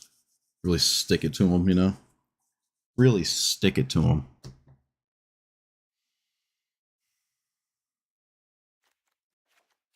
How stupid is this? How little lands can you actually run? What if I got rid of one of these, maybe?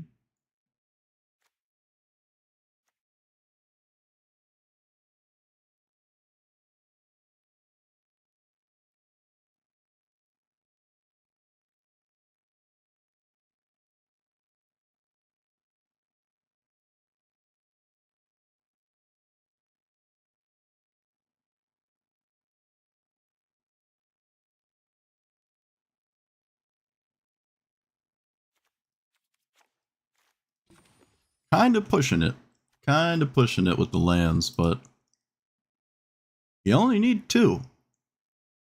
You only need 2. All right, we're gonna play a little on the greedy, risky outlandish side. I'm gonna try it. Kind of pushing it though with the mana base, just a little, you know, just a little, like a lot. By a little, I mean a lot. Is this the artifact one? All right, this is us experiencing the push. This is us not experiencing the push. We can get rid of dig through Tupperware.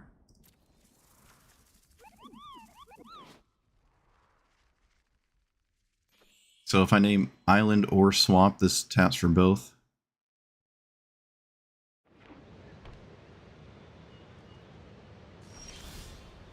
Okay, let's play this on island. Do I play my commander? Excuse me, my card. I don't know. How do I beat their commander? I don't think I can beat their commander if it resolves. I think we gotta pause and actually think about that.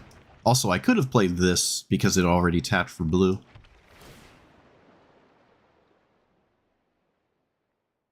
But best to not let that happen. Torpor Orb, huh? They know if I counter it, I'm not going to do something else, like flash in a 1-drop, so I should counter it. And they should probably send it, and they do. Okay, 1-drop. Pass.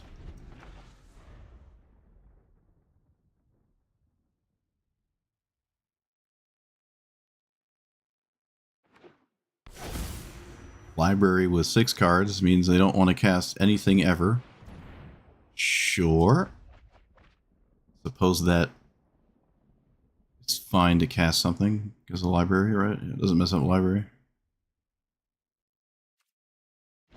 Not really, at least. Okay, so let's play Yuriko. I almost want to make a treasure token here, but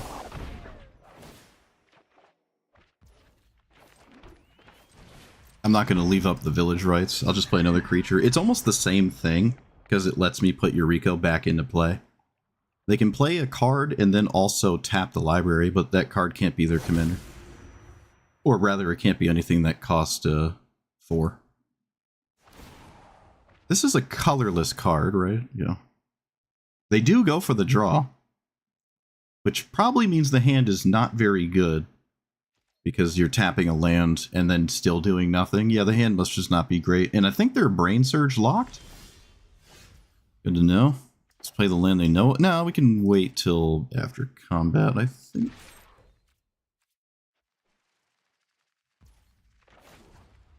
Do this here.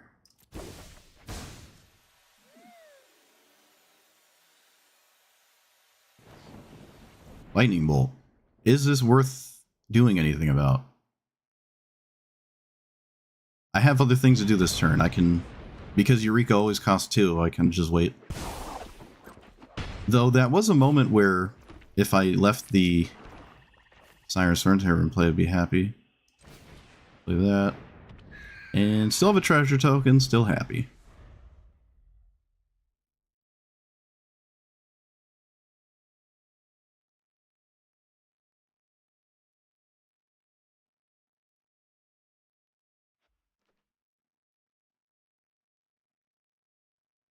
I don't really want to get rid of the treasure token.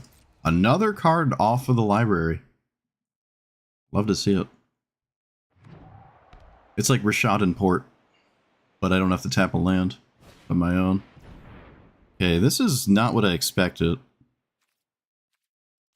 But I guess if it's all you can do, it's all you should do. So they probably won't block.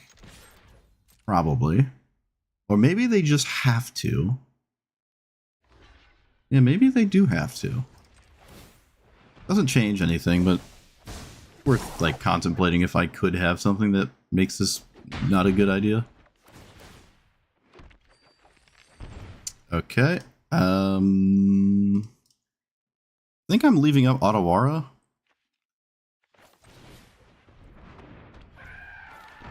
Which costs 3 to channel right now. I think I'm leaving that up.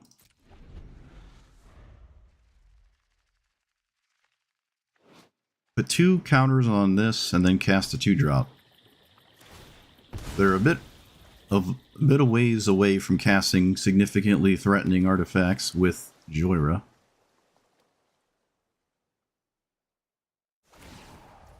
Okay. I don't think you can play this stay at 7 game and win. You have to at some point actually cast spells to like play the game against me. Short.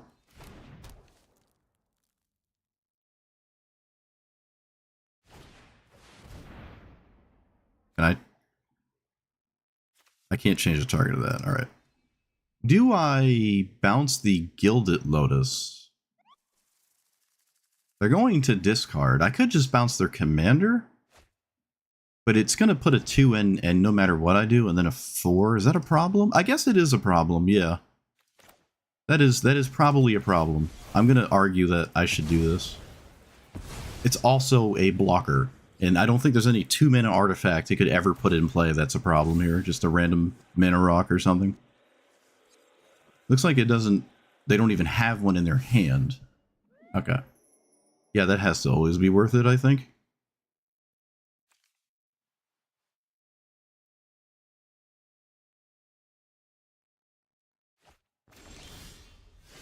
That's not bad.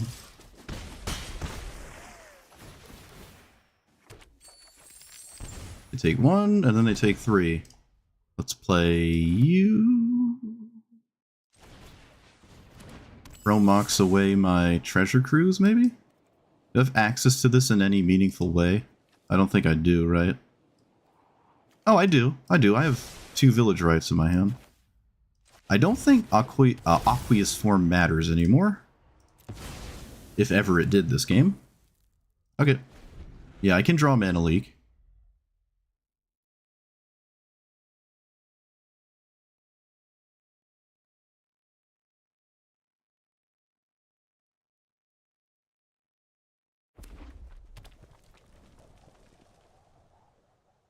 Oh, they're at 7 again. They're going to do the library thing for a 3rd time. Nope.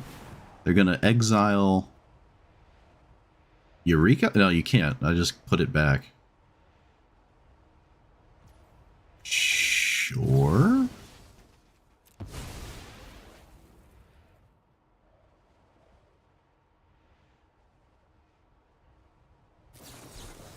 Fierce Guardianship. Does this work on that? It'd be kind of cool to play this. Okay. That's kind of cool.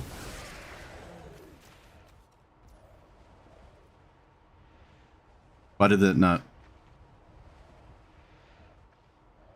Why did that not work? Why did that not work? Can someone explain to me why that didn't work? Change the target of instant with a single target to to this creature. All right, I have never read this card. Okay, my bad. I never said reading was part of the game plan. I never said that.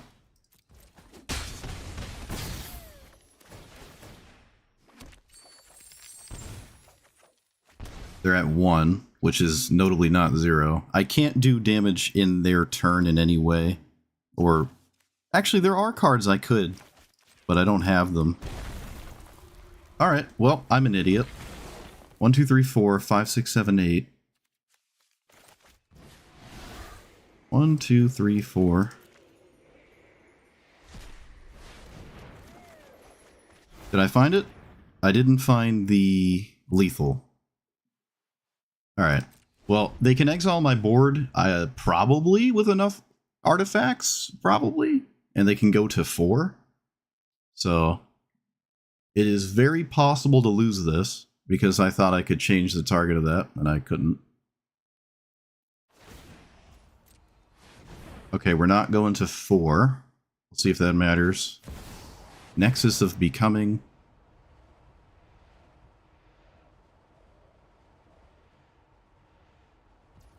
I'll sack that to this. Actually, I'll Mana Leak first and see what my opponent wants to do. No. No. Sack this first.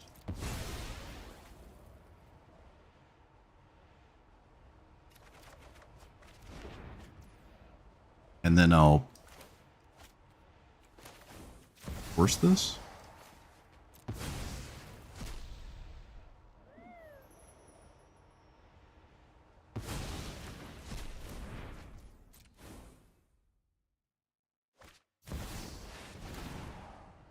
Alright, still 1.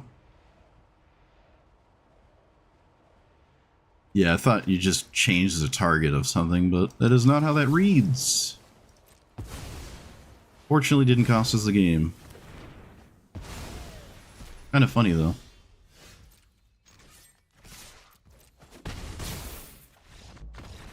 Kind of funny. Thought I could just whoop.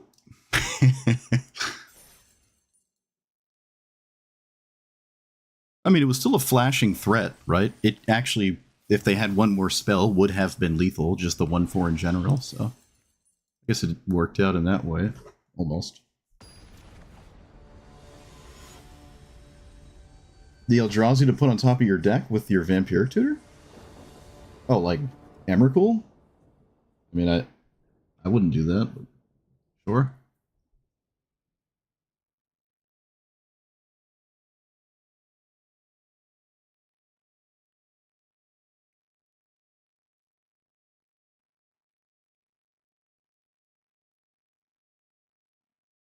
Is Leovold a good matchup?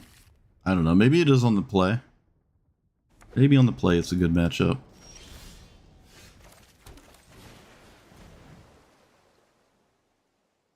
When it has the answers to the 1-drop.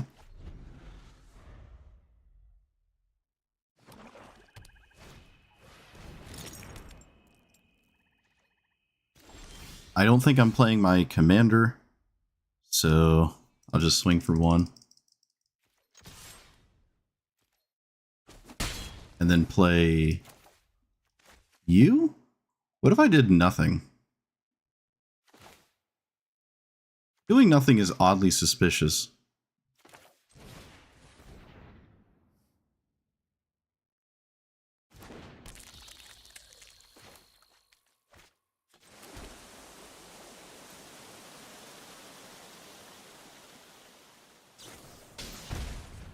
Yeah, I'll counter that. This is probably the best this counter spell is going to be. And I like it here. That's fine. Good enough for me.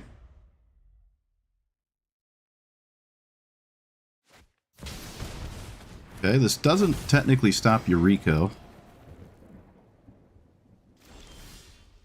Double T, just in time, just right where you want to see it. Oh, just right where you want to see it.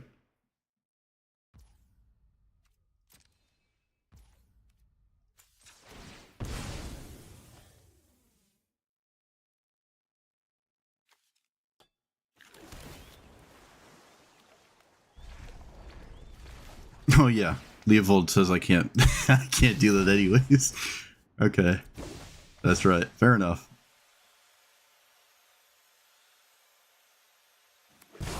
Wasn't doing that anyways.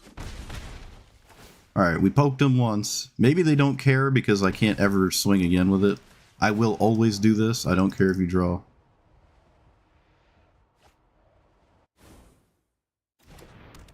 And pass.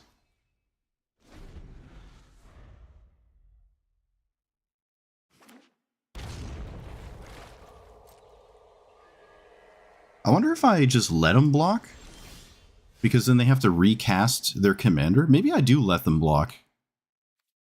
Yeah, because if they have a removal spell, the Aqueous form is going to feel kind of stupid, so... I think we just let them block. They have one card in the graveyard. Yeah, because if they go to recast this, that's just never enjoyable for the opponent. Tear Asunder. They have 2 cards in their hand. Okay, what if we did this? It's a good thing I didn't cast that Aqueous form. I guess it's also a good thing they didn't target my commander with Tear Asunder. Snuff out? That doesn't work, opponent. That literally doesn't work. We're still in combat. Oof! Oof. Big oof. Love it. Doesn't work.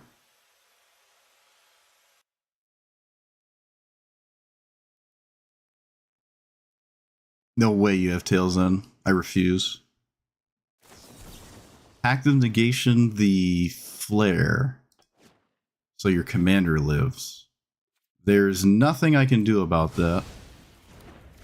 Talk about free spells, free spells, free spells. My goodness. Look at that. This is a combat where my opponent blocked Yuriko and it still got through. That's really funny. Okay, we can play the map token creature. That might matter. They still have another card that's castable. That's a bit annoying. I would have liked to have drawn a land for a multitude of reasons. The Empiric Tutor. Nothing I can do about that, but they can't cast a spell they find, so it doesn't matter. That was a very, very, very interesting combat. That was kind of cool.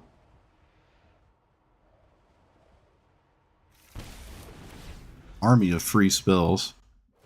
I don't know what this card is. I really don't know. It looks like there's no land. They can't do anything. Let's do this. Let's do this. Another free spell. Okay.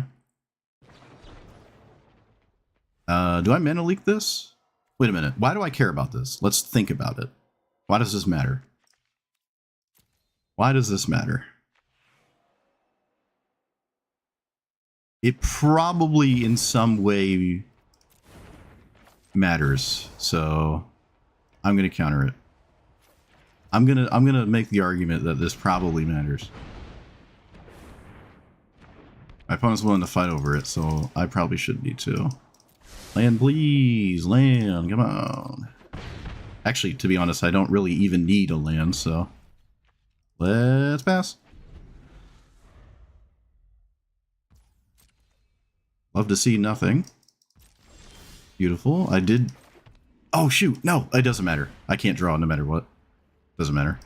That's always just gonna work out for my opponent. This can kill Leovold, which I guess is okay. Not many other things I can picture being that important to put to my hand. Okay, they're over it, yeah. I mean, they came with, I don't know if they mulligans, but they had the, like, specifically, let me deal with Yuriko kind of hand going on. So, Pact of Negation, Snuff Out, Fierce Guardianship, like they knew what they had to do, and it wasn't enough. Yeah, it looks like this did matter. I'm kind of questioning these unblockable auras. Because, like, Katara sometimes plays them, but in Katara, it's like, maybe just deal with the thing that could block it. But make it unblockable means you just don't have to worry about too many creatures getting in the way, and sometimes that's good, right? This is a game where my opponent gave up before I killed him with damage, which arguably a lot of people do that. And then when that happens, it looks weird when you've tried to build this in a way where, oh, I need to do 25 damage really fast. Expensive spells, more ninjas, more damage. It's like, well, just win this way. Win this way. You have less vulnerabilities when you do this, and less totally dead cards to draw, like, I guess, Emrakul or something. Something like that. But that's my onions. Those are my onions.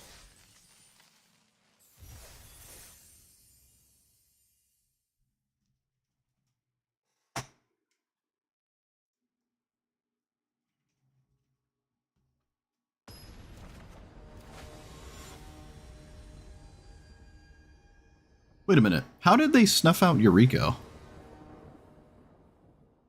How did they snuff out Yuriko? I thought snuff out says non-black, non-artifact. Am I tripping? Wash Away's in here. Oh, yeah. It's in here.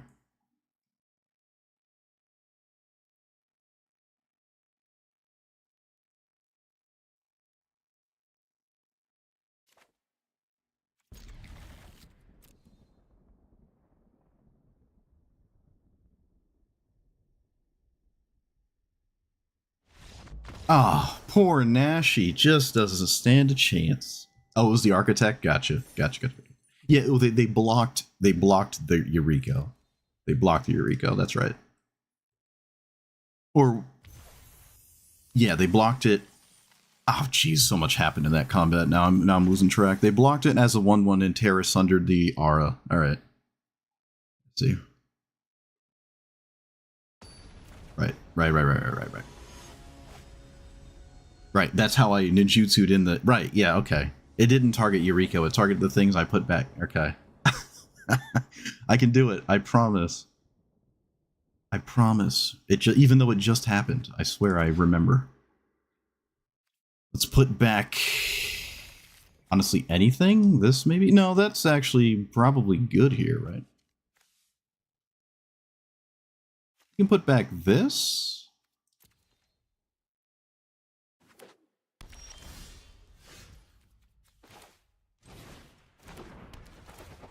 Do I play this turn 1?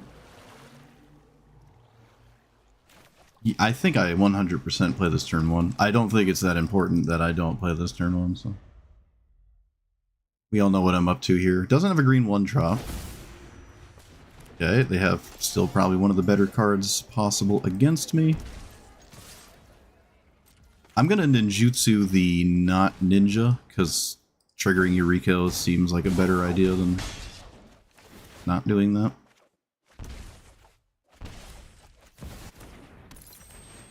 Let's go ahead and bounce that.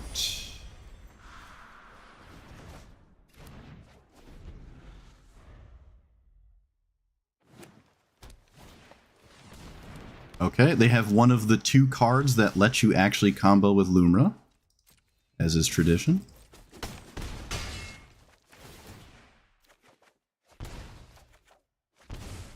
I have lethal next turn. Lethal next turn. Does that change anything at all? Nope.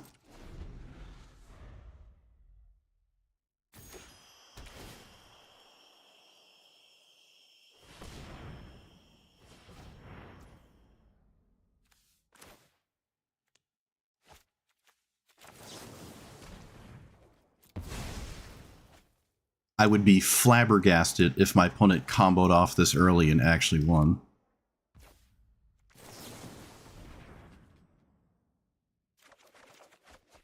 I can't do anything, come on!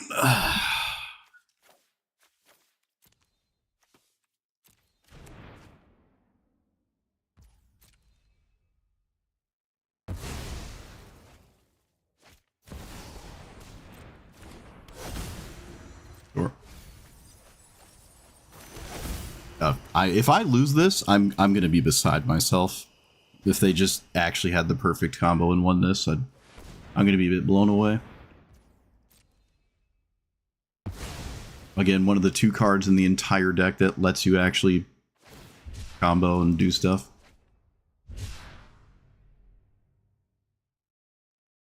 Lumra has reach.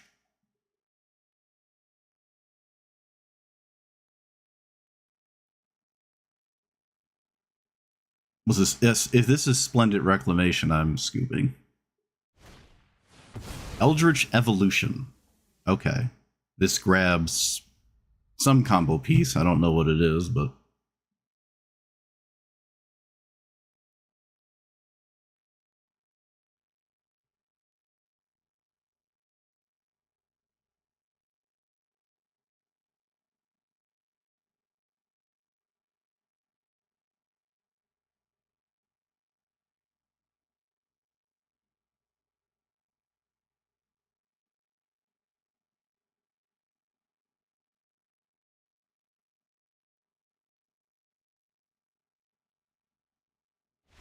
Yes! Yes! Ah, get dunked on. Oh, yes. Haha. If they won this game, I would be rather upset. That is crazy. So if they had Delighted Halfling in play, they would have had 4 mana, could have gotten the Architect or Archaeologist, Mills 3, reanimate these lands and whatever else it reanimates. This cost it costs 8. Costs 8. 1, 2, 3, 4, 5, 6. If it hits 2 lands with the Archaeologist, the thing you sack for, if it hits sack for 4, if it's 2 lands, then it would have been able to recast Lumra, but then there would be no additional mana. Like, it's all in play and you can't get rid of the mana in play unless they had Zulin Orb in their hand or something. So, despite having probably the best Lumra thing I've ever seen on the opener, I still beat it. That is absolutely gross. It's funny, I played this all day and never got close to doing this. First time I see it in 10 years, my opponent almost does it on turn 4. Typical. I'm running all the same cards they were running too. Like, I literally had the same exact cards in my deck.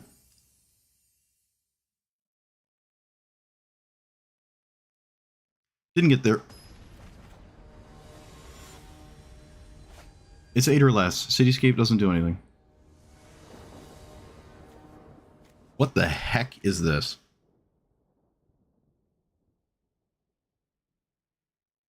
It's mono black, so I'm just going to automatically default to it's a bunch of removal spells. I can Vampiric Tutor a land on top. That doesn't solve the problem, though. Can we take some time? Yeah, we're going to just keep this. We're going to keep this. What does this do? Whenever this dies, you gain life and do... Really? Well, that's dumb. That's kind of toxic. Just a little toxic. I will play the one that doesn't die to that. And I guess I'll also play this, because I don't want to have them thoughts. I actually don't want this to go away from Thoughtseize or something. This is mono black. Again, I'm going to just default to it's a bunch of removal. Jet Medallion. You go for it. It doesn't give you more cards. I will not block that. Because if I draw a land, and I did. Alright. It is gaming time.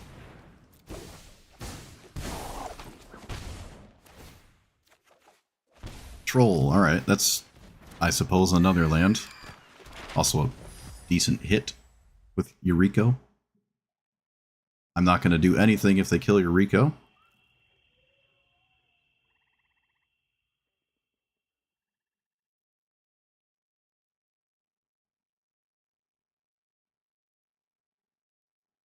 Yeah, I thought...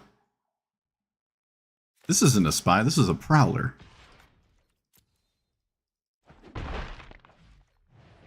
What's this, Toxic Deluge? What are we doing? What are we doing over there, mono black person? Who appears to be a creature deck. Okay, that's not Toxic Deluge. Do I... Aqueous Form. I think I do upkeep Aqueous Form. I think I do. Bloodthirsty Aerialist. Okay. We're getting some deep, deep lore in these commanders. What did I say I was getting? Aqueous form, yeah. Where is it? There it is. Sorry, opponent. I'm doing my best.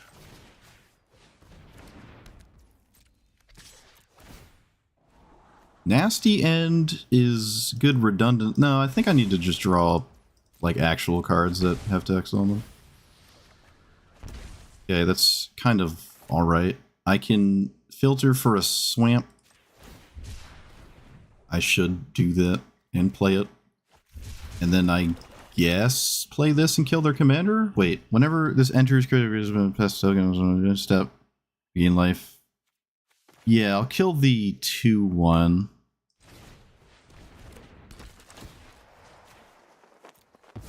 I could kill their commander, but I don't think I care about their commander.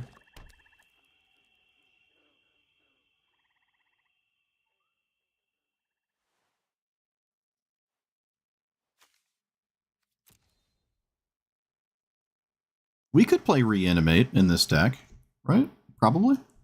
You can't reanimate Yuriko, though. I don't think that matters. Maybe Reanimate's better off as a 1-drop, because it's trying to do the same thing, unless you, like, scam your opponent's deck. Yeah, maybe you don't play your Reanimate, then. It sucks that they know about the counterspells I reveal, but I guess it doesn't matter that much. It probably doesn't change the majority of what my opponent's interested in doing. In your end step, if you gain life, return X, where X is the amount you gained. Alright, they didn't gain any life, so... doesn't cut it. I think I'll lead with this. That way there's no shenanigans.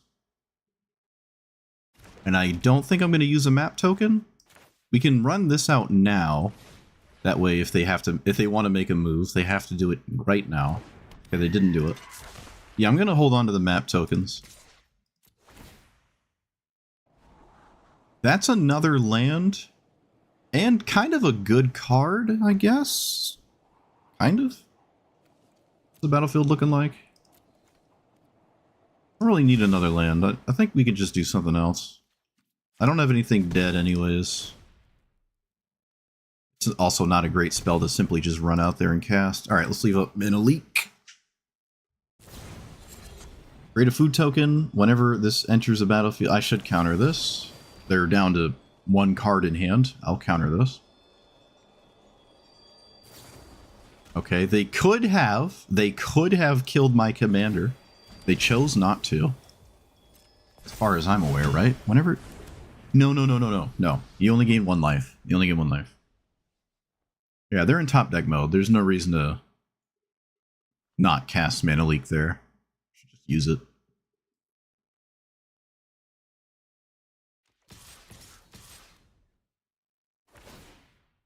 Sure, I will block the 1/1. So it stops doing that.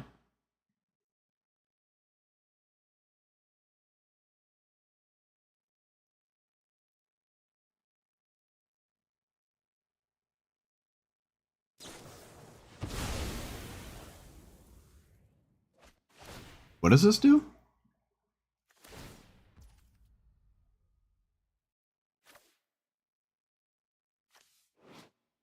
Draw a card and lose a life? Okay. Well, they sacked their entire board to do that, so I don't know if I'm upset, because I feel like the cards they're going to draw are just more of what they just got rid of. Okay.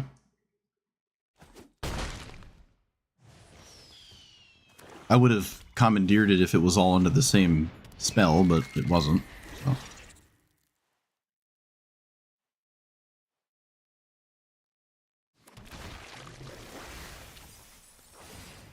This is a really weird commander, but it is showing me what for right now.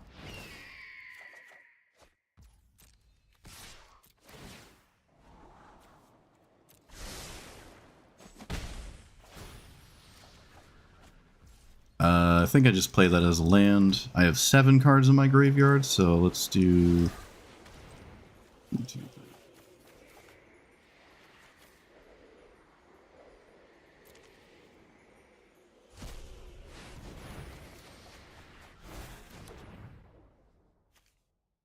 I will exile their commander? No, I should do that later. Let's put a map counter here, I guess. It's not looking great. Okay. I might have to just stop the 6/7 from hitting me. I don't really know, actually. I have 2 free spells, at least. Rather significant. Yeah, it depends what they do. Do they have anything more than a 1-drop? If they do, then I have to respect that.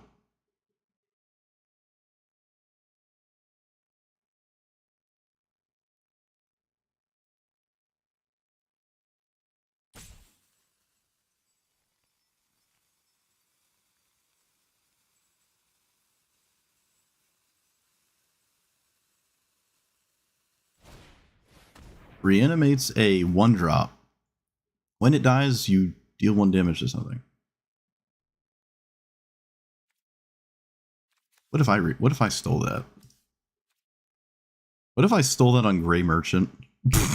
Why didn't they reanimate Grey Merchant? Okay. I'm convinced this is not something I should play Magic towards. Village Rites. This kills the Baleful Strix. Yep. Makes sense to me. I think I'll commandeer the draw 2. I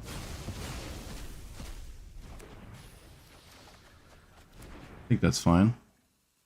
They've gained 1 life this turn. They can gain 2 with the Pest in play, which would grab just the 1-drop they just swung with earlier. I can't scam kill them. I think I have to exile the Aerialist, unfortunately. I have to exile this. Yeah, it's too much damage. Too much. I can block the 1/1. Take 4. You reanimate the 1/1 in your graveyard? And then we're just chilling? Okay. Interesting turn. Very interesting turn. I can exile the rest of the graveyard, which currently doesn't matter. Currently. I'm gonna leave that back. We like that card a lot. It shores up weaknesses that the hand had. Do this here. Let's play that there. Spectral Sailor. I'll get rid of that too. And pass? With double counterspell up. I will counter literally anything. You're what I believe to be in top deck mode. So I think this is a land. They auto pass priority last turn with it. I think it's 100% a land. Alright, so I can block that, and then it dies and comes back. So it doesn't matter if I block it. Yeah, this is a land. Does that change anything? It kind of does. I can block their commander. Sink into Stupor. Another really good card. Play a land. Put this here. Now they can't swing with their commander. Play that. And they know everything is face up. And they're in top deck mode.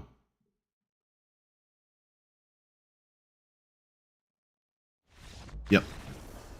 Wow. Pretty close game. Closer than I would have thought it would have been. Interesting. Kind of surprised I won. It was like in the middle of that game, it did not feel like I was winning that. I think it was, well, I mean, it was 100% right to exile the giant beater and not their commander. Fortunately for us, this commander does need ways to gain life, or it isn't doing anything crazy. And this is funny to always get back, but it's not enough to push through. Not enough. Yeah, now we can just block their commander forever. And if they just swing with these two. I just take one and block this with a trawler, I guess. And then at that point, they almost have to chump block if they don't swing. Because they're almost dead. I could actually just bounce it as well. Yeah, I just had everything covered. Sweet. Cool game. Cool game, cool commander. Never seen the mono black version of... What is that? Soul Sisters? I don't even know what that is.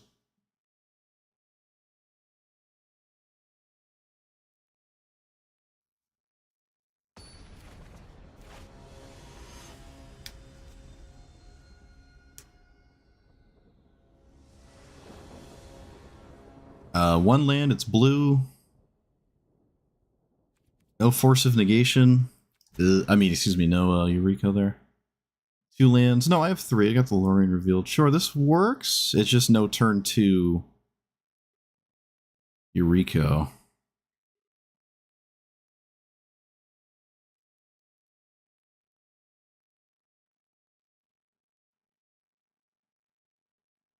I guess I have to put back Commandeer. Not looking like I'm ever going to cast it. It's probably more likely than casting Admiral's Orders, though. Probably. Famous last words.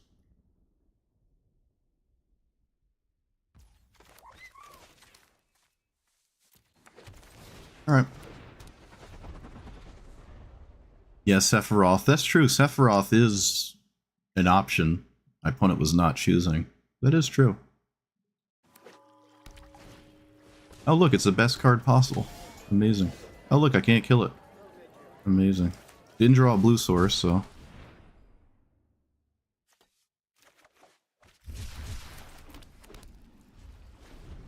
Literally the best card. Let's see how much it matters.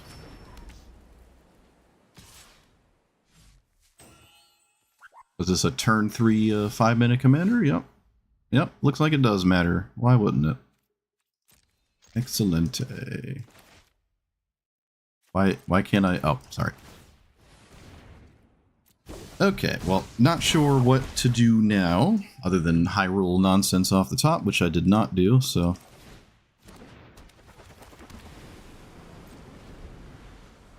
Well, you got it. Delighted Halfling. No cut down, no fatal push, no witness protection, unable to scream. Snuff out. I can name the entire roster of removal spells in my deck. No subtlety. Whatever.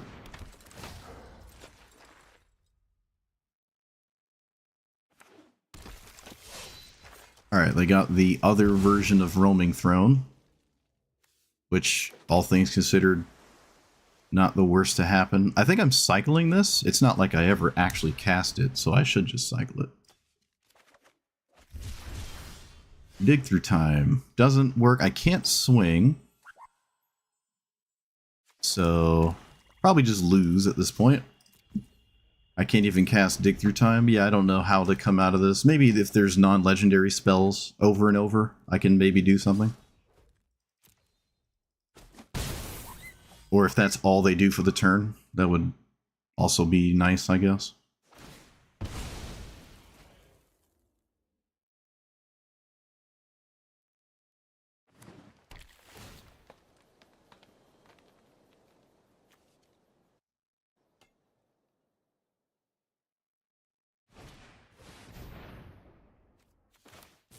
Okay. This has Embalm.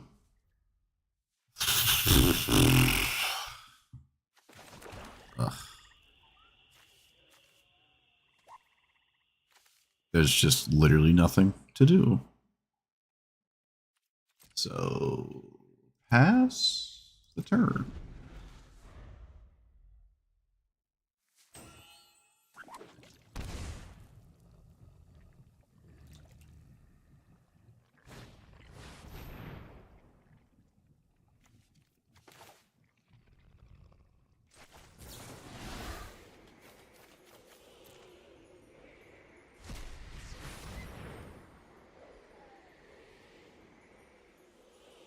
Oh my goodness. Unbelievable. Unbelievable.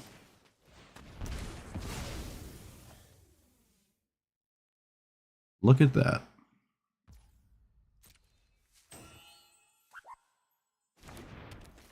Double delighted.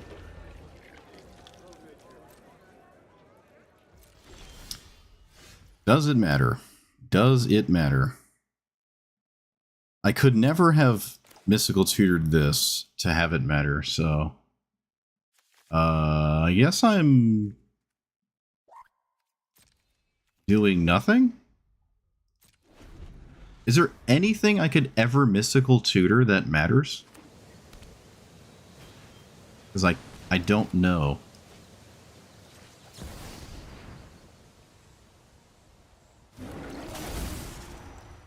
Is there any mystical tutor target that matters? I can't think of anything. I'd have 1 blue mana after I did it. There's got to be something?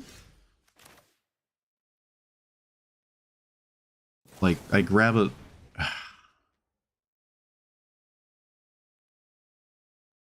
I can't mill my opponent. It would be funny. Although they could just redeploy their thing. I can kill the roaming throne and then, like, still not be able to swing. I don't think it matters. I could take Nastian to draw 3. Oh yeah, I can kill my commander. Okay, we can sack our commander. Alright, good thing I saw that. Probably the best thing I can do. Doesn't look like it's enough. So... Oh, I can pick up Subtlety. Okay, okay, I found it. I actually found the genius line. I did it. I did it. I did it. I'm undoing all the earlier mistakes. My past transgressions are, Okay, we can just pass, get rid of this thing that doesn't do anything. Alright, they know about Subtlety. Which I think you always still cast regardless. You should always cast your commander. You can't just not do anything. You have to at least try to do something. Surgical... What? Okay, what? Uh-huh. The heck? Okay. I don't know if double Ornithopter is what I was thinking, but it is probably better than anything else they've done, so I can get behind that. It probably makes sense. So we can play this. Draw. That's a funny line, but yeah, it stops Yuriko from getting in. And it's probably the best your cards are going to do for you, so I agree with this. I can play this. I don't really have to. They're always going to block the Ornithopter. No reason to swing with it. Yeah, we just pass. Yeah, if they can't do anything, they might as well stop me from doing stuff. Might as well. I can Flare of Malice Katara on their end step if they do nothing.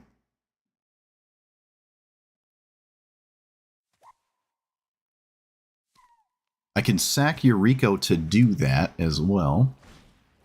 Charming Prince. It's not an ally, so it just like scries 2 or something. Yeah, I think it just scries 2. I don't think the other parts matter. They can flicker a clone, but then it just shows up as a not Ornithopter, which Ornithopter might just be better here. If they keep anything on top, they're not using their fetch land, which they don't need anyways. Double top. Oh, well. Must be nice.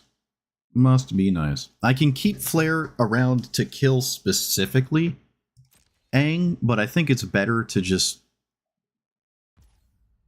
kill Aang with this now. Or Katara. This doesn't have flash, so that way it's just harder to do anything to generate against me. Okay, let's swing with Baleful Strix. which they kind of have to block. Kind of. I think.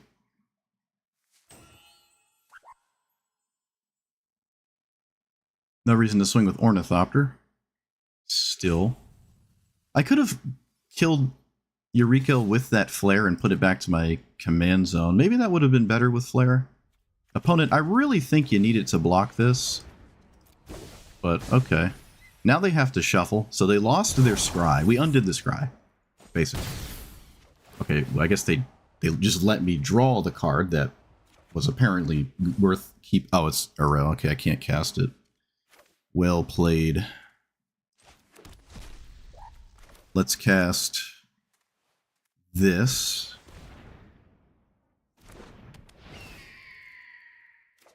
Double Delighted Halfling. Looking rough. They know about both cards, so they know the second one.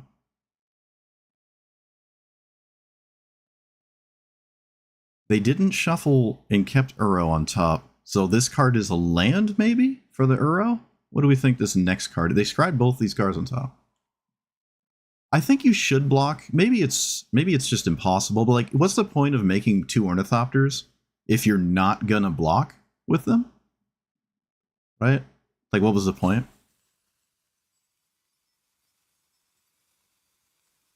They can cast Aang twice in a row and just chose not to do that. Subtlety would not freely go back into play.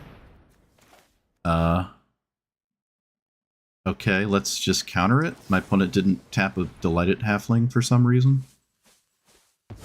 Why did they not tap a Delighted Halfling? Fascinating. Swords of Plowshares. Sure, we can do something about that. I also kind of want my commander to actually be unalive, so... They kept Uro Swords. It was to stop Yuriko specifically, but they already had it stopped on the ground by like 5 different cards. I don't think that's true at all. Okay, well, they didn't cast Aang for counterable, so now they'll block it, I'm sure, right? It's just as bad as Yuriko. They have to block it. Yeah. They have to block it. And I can't kill any... Oh wait, that's not what this is. I thought it was the kill something thing. I don't think there's another swamp in my deck. I don't think this has another target in my entire deck. I think there's only 2 swamps.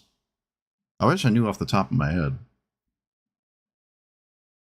They might have Yavimaya, and that might tap for green at least. But I have Brainstorm. I can Mockingbird the Baleful Strix. Probably should. This is also a pretty good card, actually. That actually is. Yeah, let's do this for 2. As a copy of any creature on the battlefield, mana value less than or equal to the amount of mana spent. So I can do this for 1. And it copies a 2-mana card. And I see no reason to copy... I could copy Charming Prince, actually, and flicker Baleful Strix.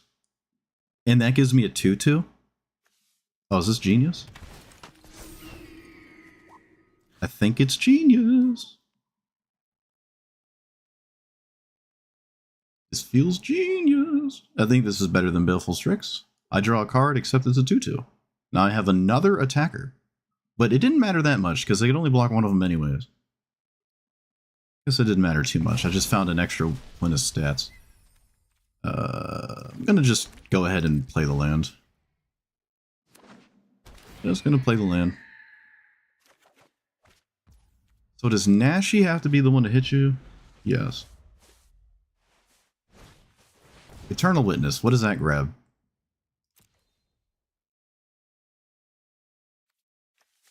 Okay. No reason to get tripped up on that. That was a blind draw. They didn't set that on the top. They think they just have to grab Swords of Plowshares. Yeah, I think there's no reason really to grab Katara. Just grab swords.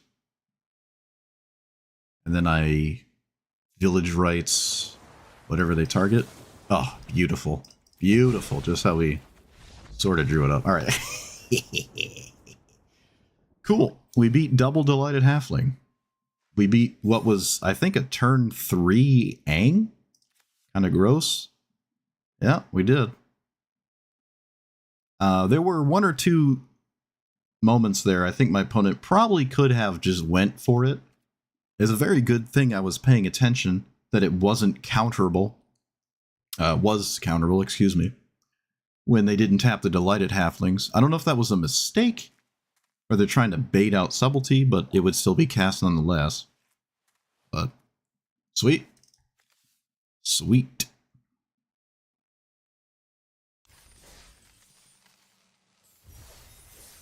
I'm going to look at my swamp count.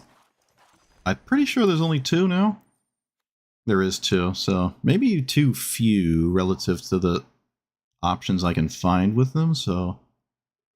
There's not another untapped fetch target, and I took out the Surveil land. I could just add a swamp and take out like an arbitrary dual land. I do have Starting Town. This is the first, second, or third turn of the game. I could just add a swamp and take out a spell. We are dancing on the edge with the mana base, so.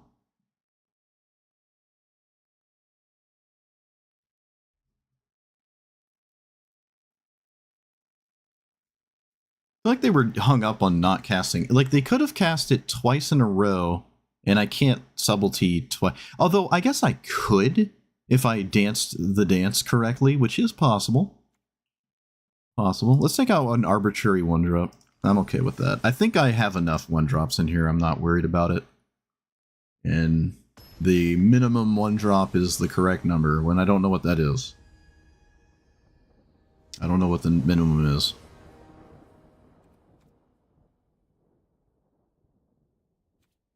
Come on. One. Okay, I do have 1. All right. Do I want to keep a 2-mana 1? I think so, because the rest of the hand stops this unless they specifically have Cavernous Souls.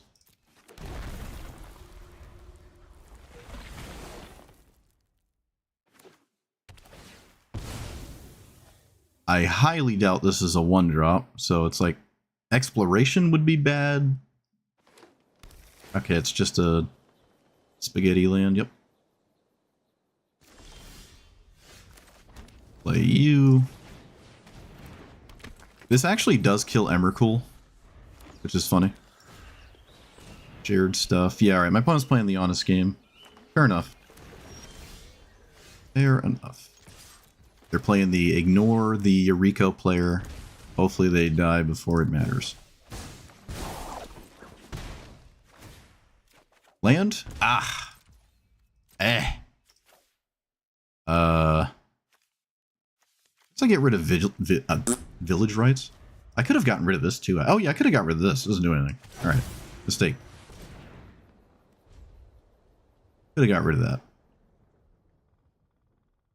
Probably not casting village rights this game anyways, but probably a good idea to have thought about that harder. Okay, let's play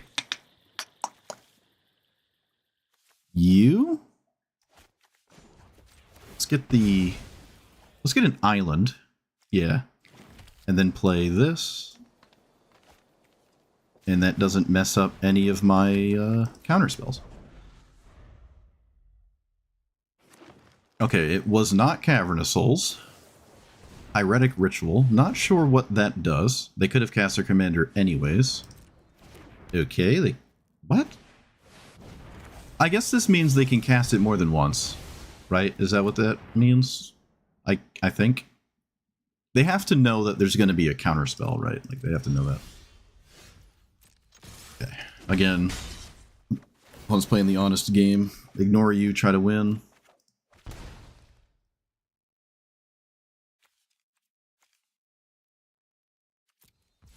Let's play, you.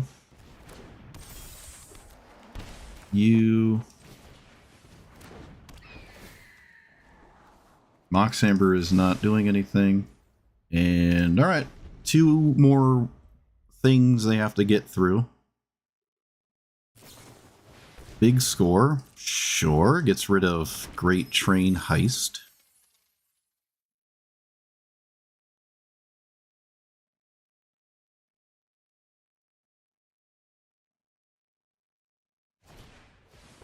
Okay. Hoping there wasn't a sweeper or anything. Gain 2 life, lander token, yep. Which turns, I guess, a treasure token into a... Oh no, they have a floating mana. Sure. Alright, well they got around days. Which I guess I could have played days before, so minute mistake. Could have played that one before the wash away. Didn't expect it to matter, honestly. Didn't expect it to matter.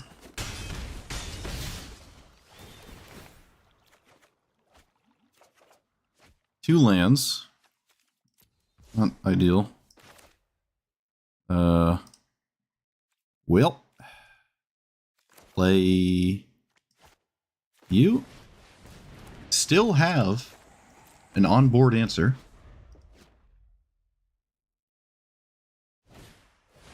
Yep. They can't really do much about this specific answer at all, to be honest.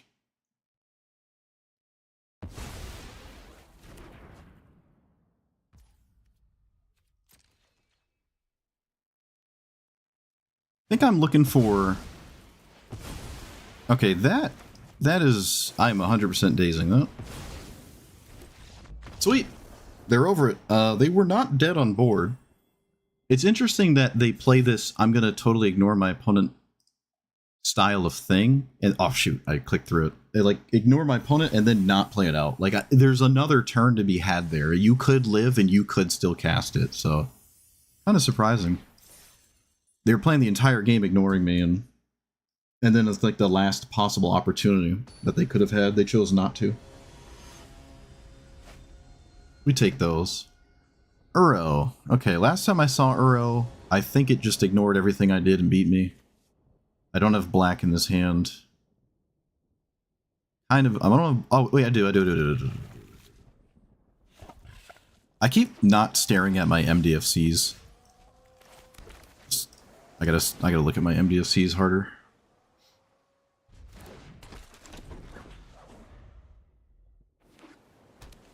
Yeah, lethal days, yep. Okay, let's do the thing. Ignore all possibilities.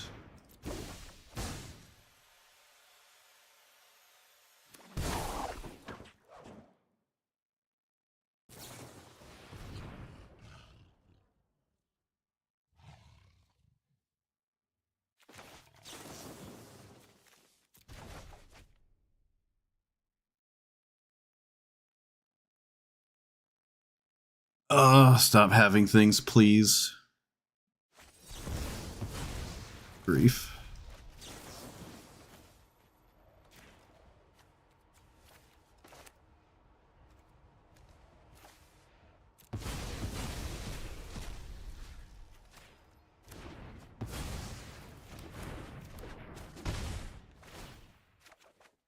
And I'll drew a land. Oh.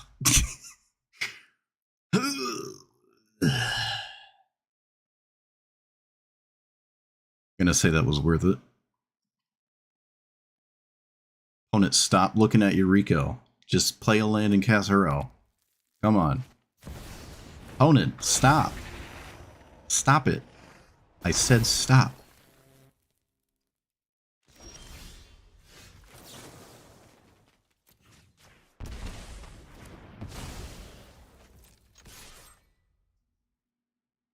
You might as well block it, yep. Because the land isn't gone forever. Might as well block it. I can counter Uro, but that doesn't really do anything. In my opinion. I won't do that. Opponent found a land. Or had a land.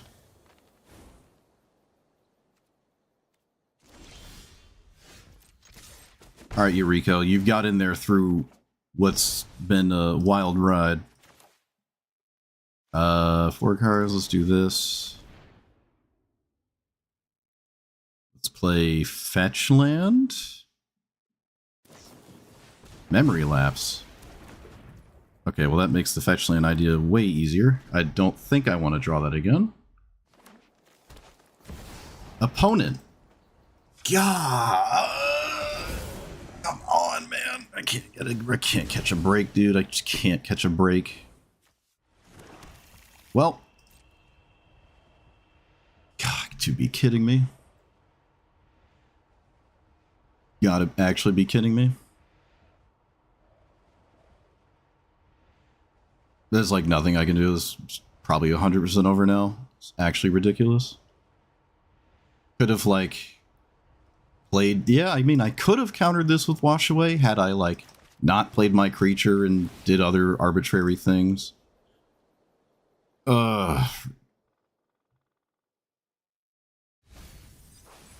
Whatever.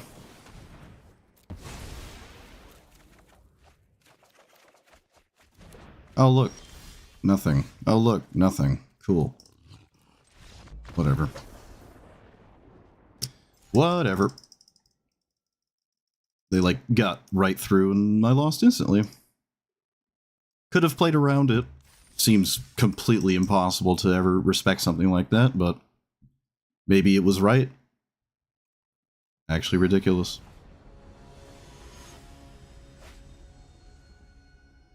%100 over. Which loot is this? Is this the exhaust loot or the... No, it's the mono green loot. No fancy 1-drop, but I have a Fading Hope that could maybe do something. I don't know. Having no 1-drop seems like if ever I was going to lose, it's because of that.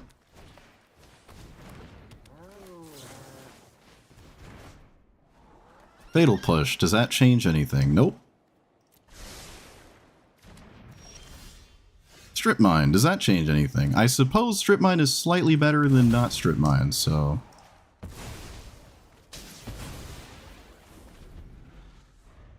It sets us both back a turn. I don't really care about the 2-2 they're going to play. So...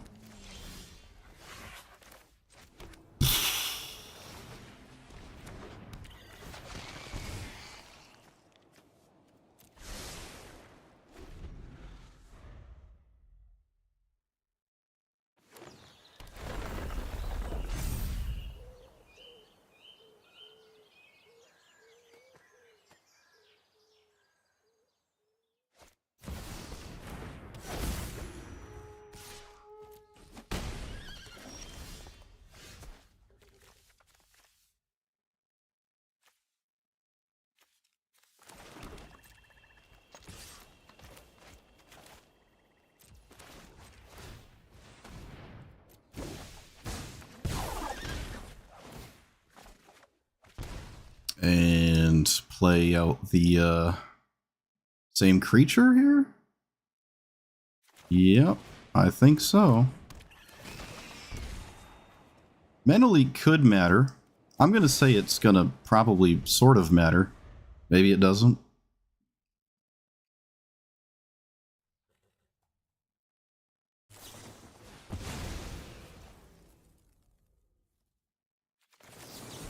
Not many things to Fierce Guardianship. Might as well take a land for my troubles. They don't have another land! Oh my goodly goodness. No, you gotta leave back a blocker for Yuriko. Can't swing them both. There you go.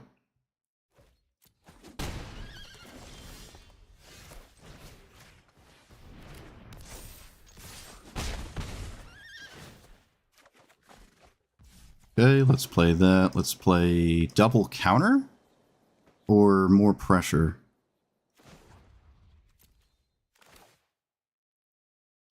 I already have double counter. Okay.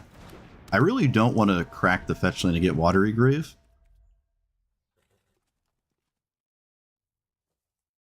I think they have to draw a land this turn. Or it's probably Lights Out. Might be the turn, you have to find one. I'll counter any ramp spell. Utopia Sprawl. I'll counter any ramp spell.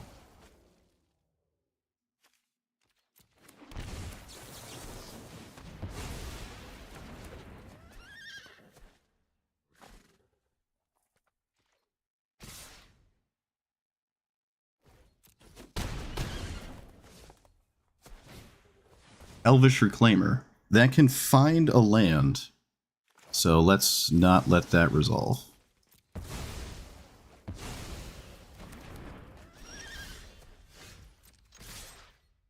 Very few things kill me, but I should probably leave this back as a blocker anyways. No, I should swing and take 4. Fetch land. Okay, I'm going to argue it doesn't matter. Like, that 1 damage is not going to change much. Dismember. That's good. Let's do this on blue. Let's cast Dismember on this. And then pass. I should have paid 2 life. I should have paid 2 life. Okay. Should still be fine. Okay, looks like we're fine. We're not punished. I should have paid 2 life. What am I doing? What am I actually doing?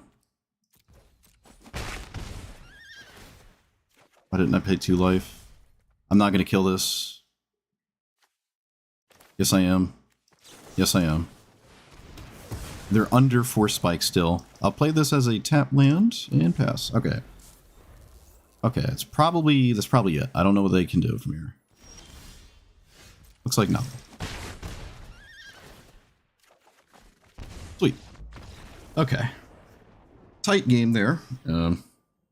Countering Harrow was actually insane. Countering Harrow was nuts. It's kind of nuts. Okay, we're so close to Diamond. Close it out with a Kinnan game. Stop with these like high IQ plays. I want to get to Diamond. I want to plug it in with with Kinnan. I want to plug in the Diamond with Kinnan. It's harder to make misplays with Kinnan, so that honestly doesn't matter. But I want to do it. I want to do it. I want to give my boy the honors. I can still lose. Okay, this is a blue-white deck. I guess I would have preferred to have been Yuriko. Still a good hand, I guess. I say I guess a lot, don't I? I guess I say I guess a lot. Let's get Breeding Spaghetti. Let's play this. Oh, don't you... Wait, what is this? There's actually a couple of these things that I wouldn't care about. Let's see which one it is. Alright, looks like it's none of the ones they want to use.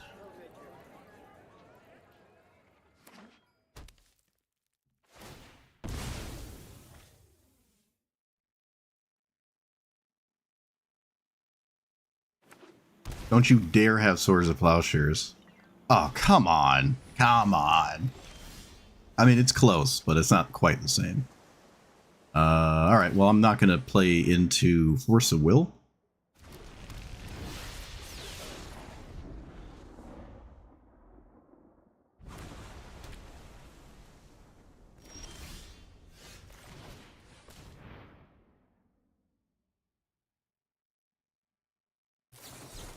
I'm not going to do anything about that.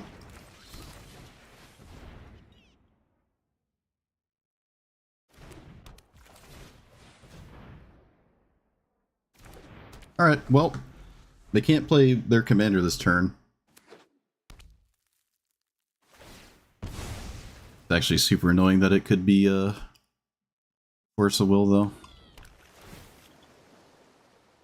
I'm not going to fight over anything. I'm just going to let it get countered. Not a great draw. Not a great draw.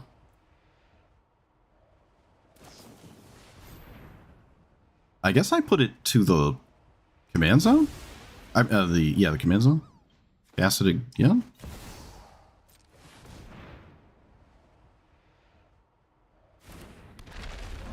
Well, it appears to have Pact of Negation? I guess? Springleaf Drum, does that change anything? Nope.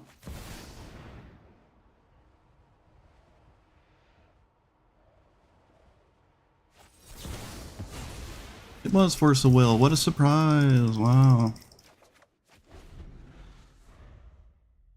Kinnan, you're failing me, buddy. Of course, now I don't have mana drain. I guess I could have... No, I can't even... I can't stop Force of Will. Literally can't stop Force of Will, so... Okay, so... Lose the game, I guess? Looks like that's what we're doing.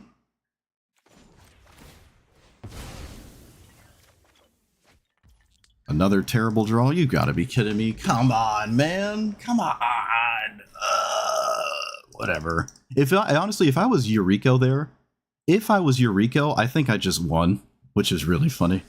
Yuriko plays so well against what my opponent was doing. I think that was like the first control deck I saw too, and it's right when I changed decks. Because Yuriko loves control decks. Kind of annoying.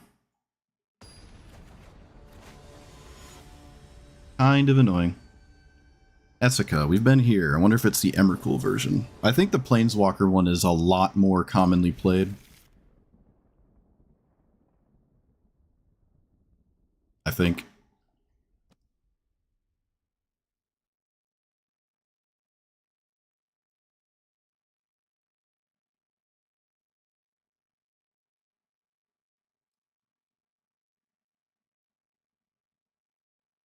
Oh, look, it's Cavernous Souls. Imagine I had that last game. Just imagine.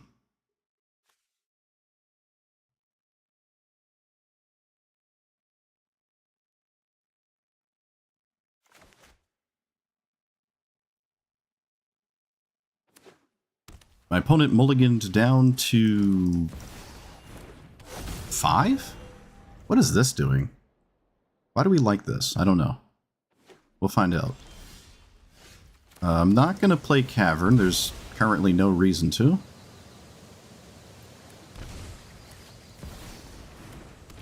Unless I expected Daze. Oh, no, Daze wouldn't do it. Daze would not do it.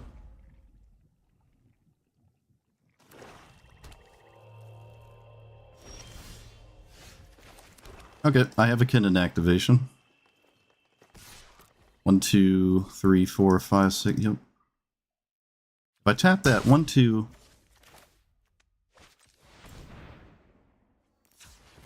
Oops. So I can cast this and still Kinnan?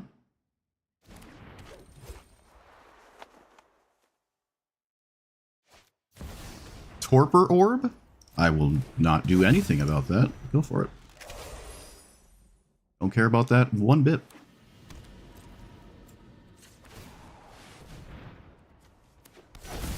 Not the best hit, not the worst hit.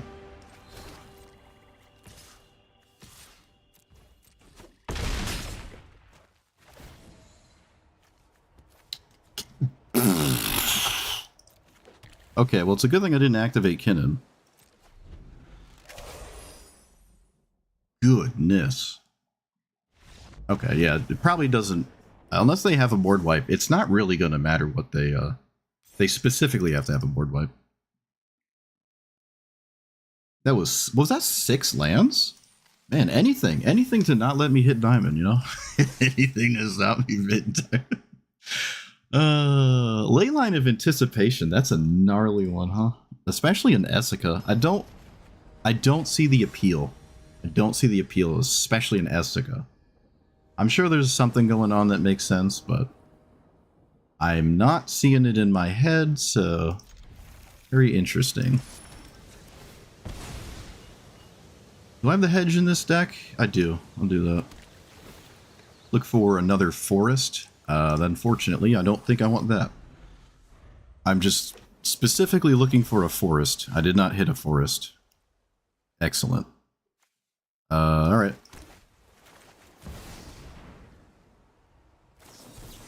Can we stop having perfect answers, please? Why does everyone just have perfect answers right at the top of, Platinum? Kinnan, you were supposed to win 2 games, buddy. That's all I asked of you. All I wanted. Wasn't much.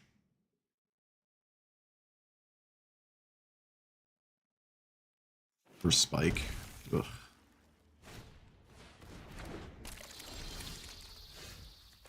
Wasn't asking much. Well, it's one or the other. Knowing me, it's better to just play the one that doesn't die, but, well, I can still draw a forest.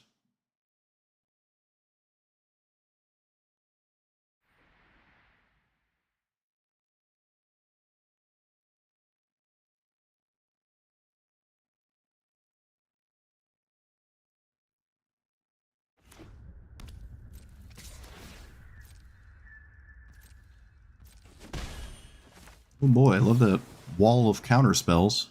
They have literally nothing they can cast except counter spells, apparently. I can only shuffle one of these away. I guess I'll shuffle away the summon Bahamut. Kind of tragic, but such is the nature of things. Let's do this on green, I guess. Blue. I can hardcast Emrakul at some point. It's not impossible. And then play this? Do I play my commander? I think I play my commander, right? Even if they counter it? Like, I should probably play my commander. Yep, there it is.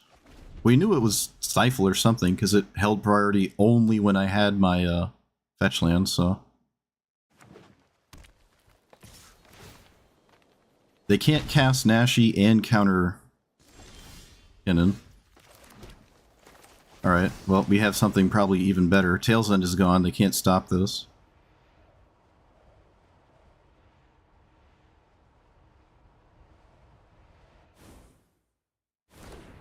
Okay.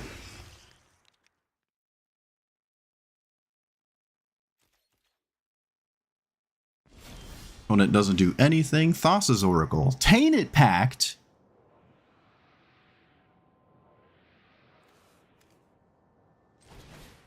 They just drew Thassa's Oracle. That is unbelievable. They just drew this card. Oh my goodness. They just top-decked Thassa's Oracle. They would have won. They would have won. They would have won. Oh my goodness. You know what's even crazier than that? Like, oh wait, let me think. Okay, no. If it was the other way, we got to time, by the way. But if it was the other way around, there was no way that this extra turn could have won with these two cards, because the turn I passed, they would have no deck. And then their next turn they lose. So like if this somehow was stuck in their hand, I couldn't cast it, they don't have any chance on the extra turn that you get, where you actually get to play the game. But that is hilarious. They would have flat out top decked Thassa's Oracle and won the game on the spot had I not done this. So that is so funny. If I cast Kinnan and they like flash in Nashi in response, I don't think there's like, oh, I have the Fierce Guardianship. I had the Fierce Guardianship. And what was in their hand? There was no answer to me casting this. So if I cast this and passed, instead of Emrakul, goes to their turn, they play Nashi, or they play Nashi on their end step. And then I guess they take Tail's End because it can counter a Kinnan activation, which is honestly still kind of good here, because I only have one a turn cycle. But this would have stopped the combo. So that is so funny. Wow. That's so funny. Nice Tainted Pact. It'd be a shame if it didn't work. Oh yes. What a great way to beat the Thassa's Oracle Tainted Pact right at the end there to get into Diamond. That's so funny. Okay. All right. Let's talk about Yuriko. So I don't know how to talk about this. Sure I do. Wow, it's exactly 3 hours. Look at that, world record. 30000, like exactly. Anyways, so Yuriko has some flaws in its like play patterns, or maybe not flaws. I don't know what a better word is. Holes, I guess. There's like slight holes that your opponent can exploit, and then when they do exploit those holes, you feel real bad. I think I accommodated them more as I took cards in and out of this. Someone in chat recommended like nasty end village rights nonsense, and I think that's really smart because it gets rid of frogifies that you otherwise can't really get rid of unless you ninjutsu this. But they're frogifying it, and it's kind of hard to get around that while it's frogified. Like, they can just take the damage, and if you don't have a ninjutsu card in hand, it's not getting up. And if they have like a, I don't know, anything with 0 power, like it is to be fair, kind of difficult to frogify this, but it's just not it's not the biggest deal for you to have it happen.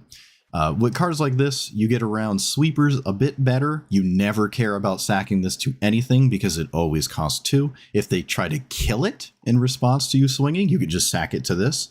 And that actually happened one game where like they tried to kill it and then I sacked it, and then there was another card in play where I could just ninjutsu that other thing in play. And then Yuriko was still getting in there, even though they had a removal spell. So these are pretty interesting. I don't really think I ever see these in Yuriko. So that's like Omega wisdom right there. And what else? There's only 27 lands in here, and then I don't know how many MDFCs. There's a lot of MDFCs. I messed up this thing. I thought it changed the target of a spell to another thing, but it's only to itself, so you can't redirect a counter spell. If that was the case, I'd probably see a lot more of this. It's a case of me not knowing how to read. Turn off my fan in my 100-degree room there. What else? This kind of sucks. I feel like if I'm doing this for any reasonable amount of creatures in my graveyard, I'm in a position that is not good, and I don't think this catches me back up, even if it hits 3 creatures. It doesn't feel right. So I think this might be better off as a swamp. On the bright side, it does let your lands hit your opponent for damage with Yuriko, and at that point, you might as well. I don't think 3 life is that notable, especially when you're the deck that puts your opponent on defense mode, basically starting turn 1. So it probably makes sense to run as many MDSCs as possible. But the front side of this doesn't really matter. Funny enough, I actually drew and played this like 3 times because I happen to have like mana drain every time. But yeah, they're just lands that deal damage. I really don't think you want expensive cards. I said it in the beginning. I'm saying it here at the end. I just don't agree. There's like giant, whatever the reverse shadow is. Not Death Shadow. The other, yeah. This thing, Shadow of 15 mana, like, okay, you know, like you can put it on top with Vampiric Tutor, I guess, and then smack your opponent. I think if you really just refuse to play Yuriko without one, and you want to go higher than 7, Tolarian Terror is a card I think is underplayed. I think this can go into Katara. I have seen this card played in Katara. It didn't do anything in that specific game, but this card, I think there's another one. Whatever the other one is. Gurmag Angler? There's another one, though, that like discounts stuff. I'm so used to the popper ones, but there actually is, I think, a third one that's super cheap to your spell count. I'm not even going to bother looking for it right now, but these, I think, actually are viable in Katara. You can just get a 5/5 going and kill your opponent, or at the very least just sit behind it and block, and then like try to find a way to get Katara in different or whatever. But like, you're never casting this in Yuriko. You could maybe cast this, take out like Dig Through Time, and just have this. It's 11. It's also hit with Vampiric Tutor and Mystic Tutor, whatever it's called, because it's a spell. So there's like 2 ways to put it on top instead of just 1. It's okay. You can actually cast it. You can trigger Yuriko again, assuming nothing has changed because you simply took an extra turn. So this is probably okay. I see lists online all the time with it. I had it in here at some point when it was like 120 cards. I'm like, but it's okay. I think Dig Through Time's good enough. I don't know if 11 is that much different. Dig Through Time has more play to it than Temporal Trespass, in my opinion.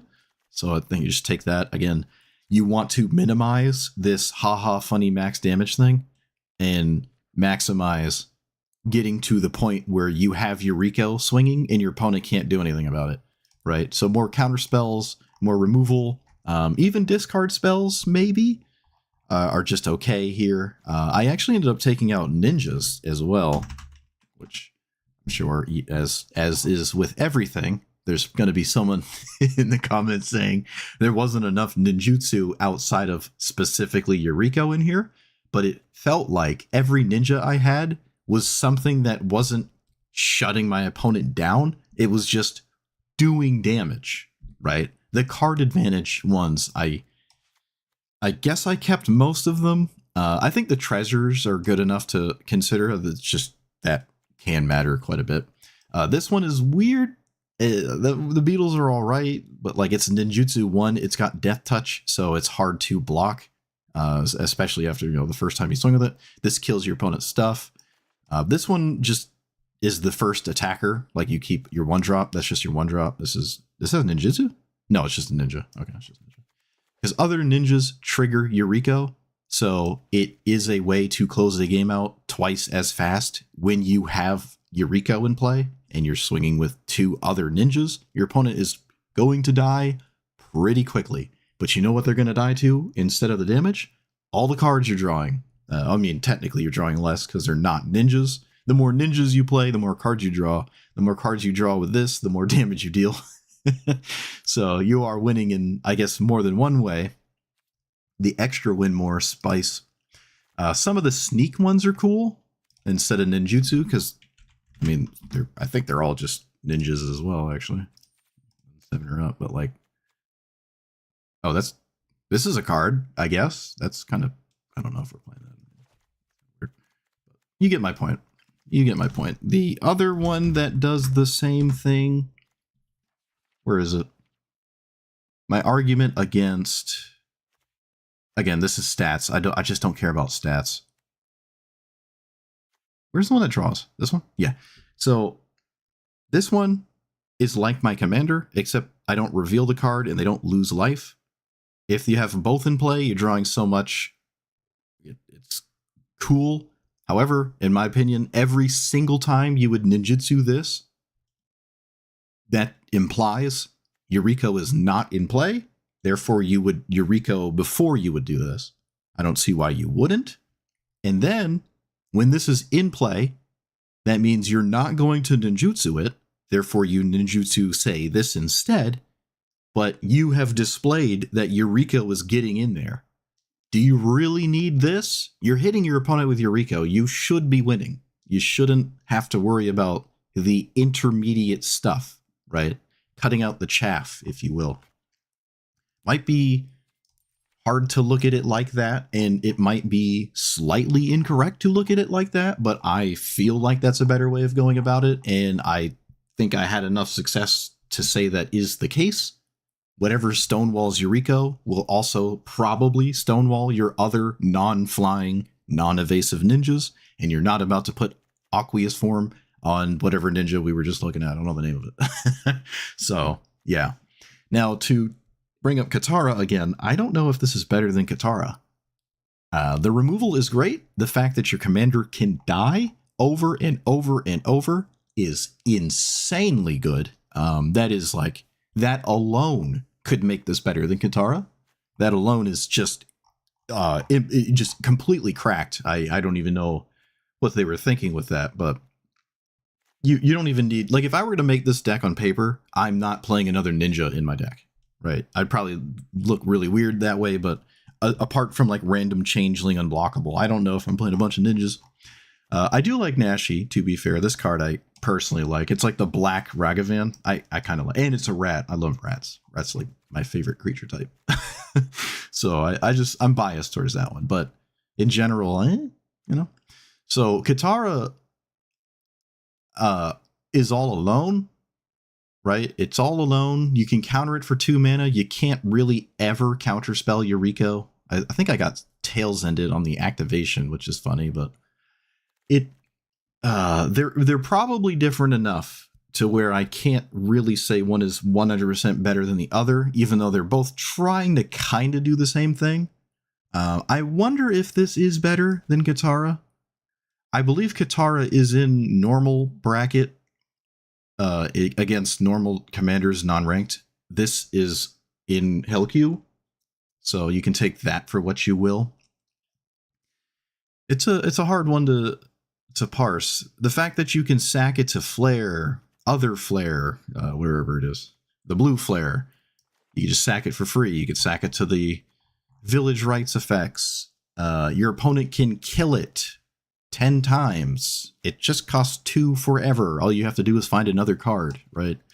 If you don't have the 1-drop thing, I don't know. I did keep, I think, 1 or 2 games, maybe even 3, where I didn't have a 1-drop and I didn't instantly feel like I was losing. So yeah, they're probably different enough. Eddie Merc Crab, is that the other Tellurian Terror card? Yeah, this thing. Like, you can play this in Katara. You really can. You really can. Someone played that one in Tellurian Terror in the same game. It wasn't enough to do whatever I was doing, but it was notable to remember it. That was a while ago. But yeah, they are. This is actually, having said everything out loud, I think this is actually different enough from Katara. And at that point, maybe it's a question of which one's better when they fight each other. You can deal with Katara a lot, and they really do not enjoy dealing with your 1-drops, right? Like, eventually you're going to get a 1-drop in there.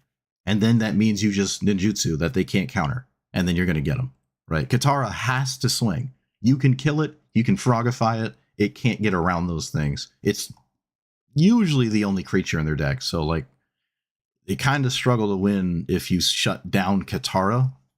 If, like, the draw go game, I've done that before, don't play Katara, 50 counter spells, eventually you play it, and then eventually you win, but in the meantime, just have a wall of counters.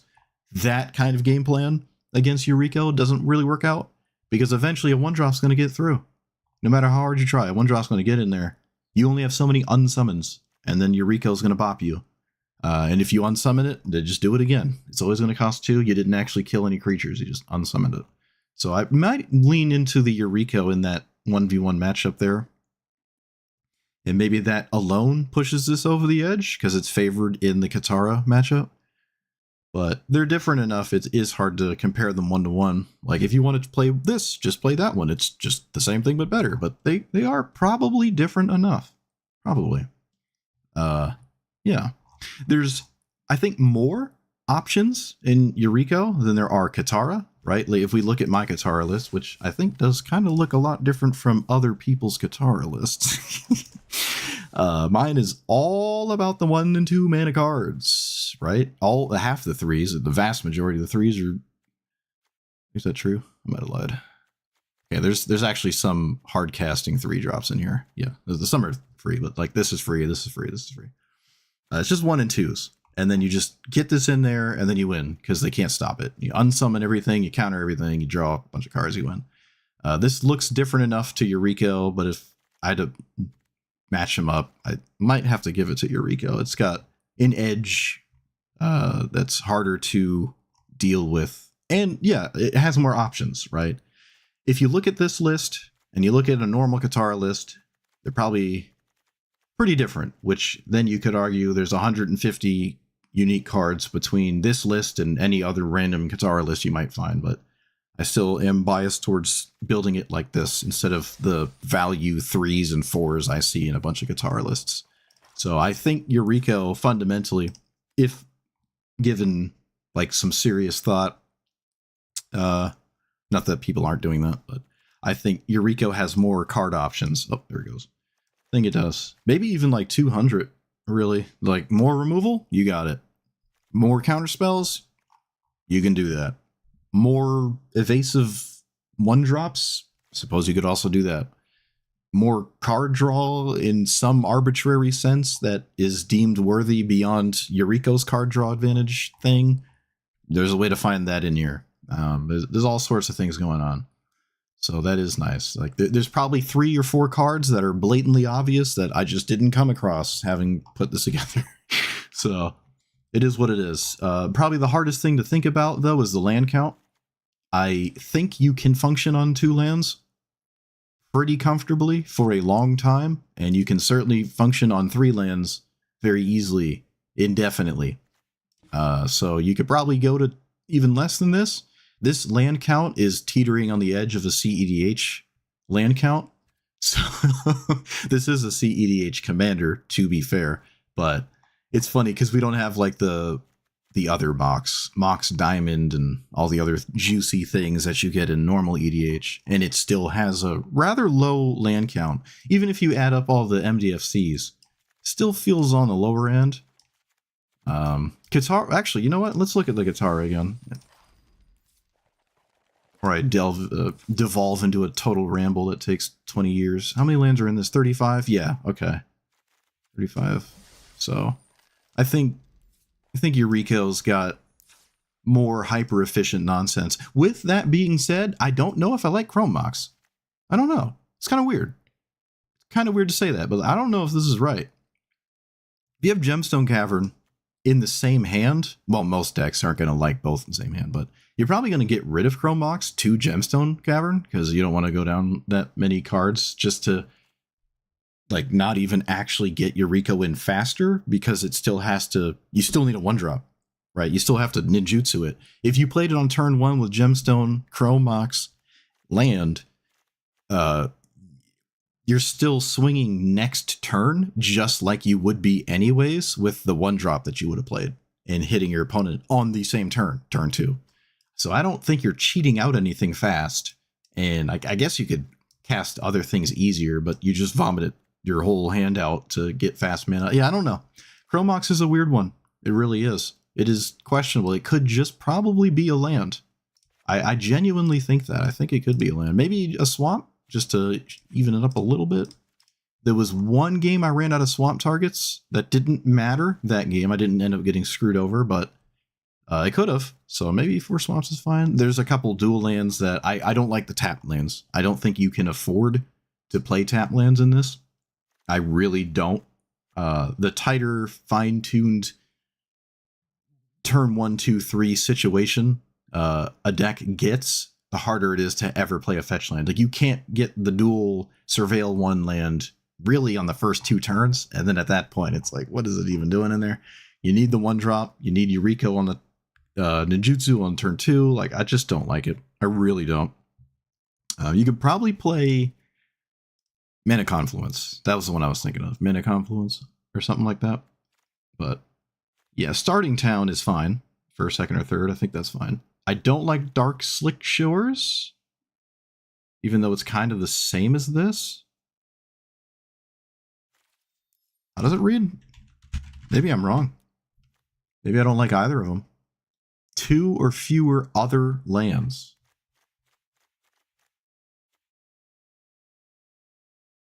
Which in logic is kind of the same as this. Okay. For some reason, I thought one of these was untapped a turn longer.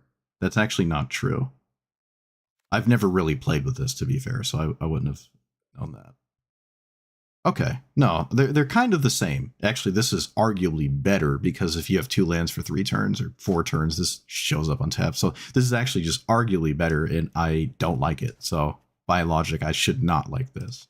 You see what happens when you say things out loud and you talk through lines? You learn things. You learn things, yeah. I don't know, I'll find out a land to put in. I guess another island or something like that. Yeah, that was fine. Yeah. Tap lands is just, it's not worth it. It's never, ever, ever worth it. Seldom was I color screwed. It doesn't seem like a big deal to me, but it really doesn't seem worth it. If you ever miss a turn or like have to quote unquote miss a turn of doing what you want it to do, it's not worth it. If it ever happens to you a single time because of a tap land, it is not worth it to run those cards. I really don't like them. There was one game where it did hit me and I took it out immediately. I don't even know why I had it in here to begin with, but yeah. So still cool commander. It feels like it hoses control decks pretty decisively, and other decks that are trying to play a more honest thing that are not control, or I guess combo or something. I did get stonewalled earlier in the first few games against like random draft filler 2/4s, and it didn't really matter what the text box was on them. I just couldn't deal with the random creatures blocking my Yuriko, and then I kind of finagled the deck around to not have that happen, and it worked out. So saw a lot of random things too, which is cool. I like seeing that instead of the same thing over and over. Saw a lot of interesting opponents. So, all right, I'm gonna stop rambling. Let me know what you thought about it. Like, comment, subscribe, and I will see you guys next time. Thanks for watching.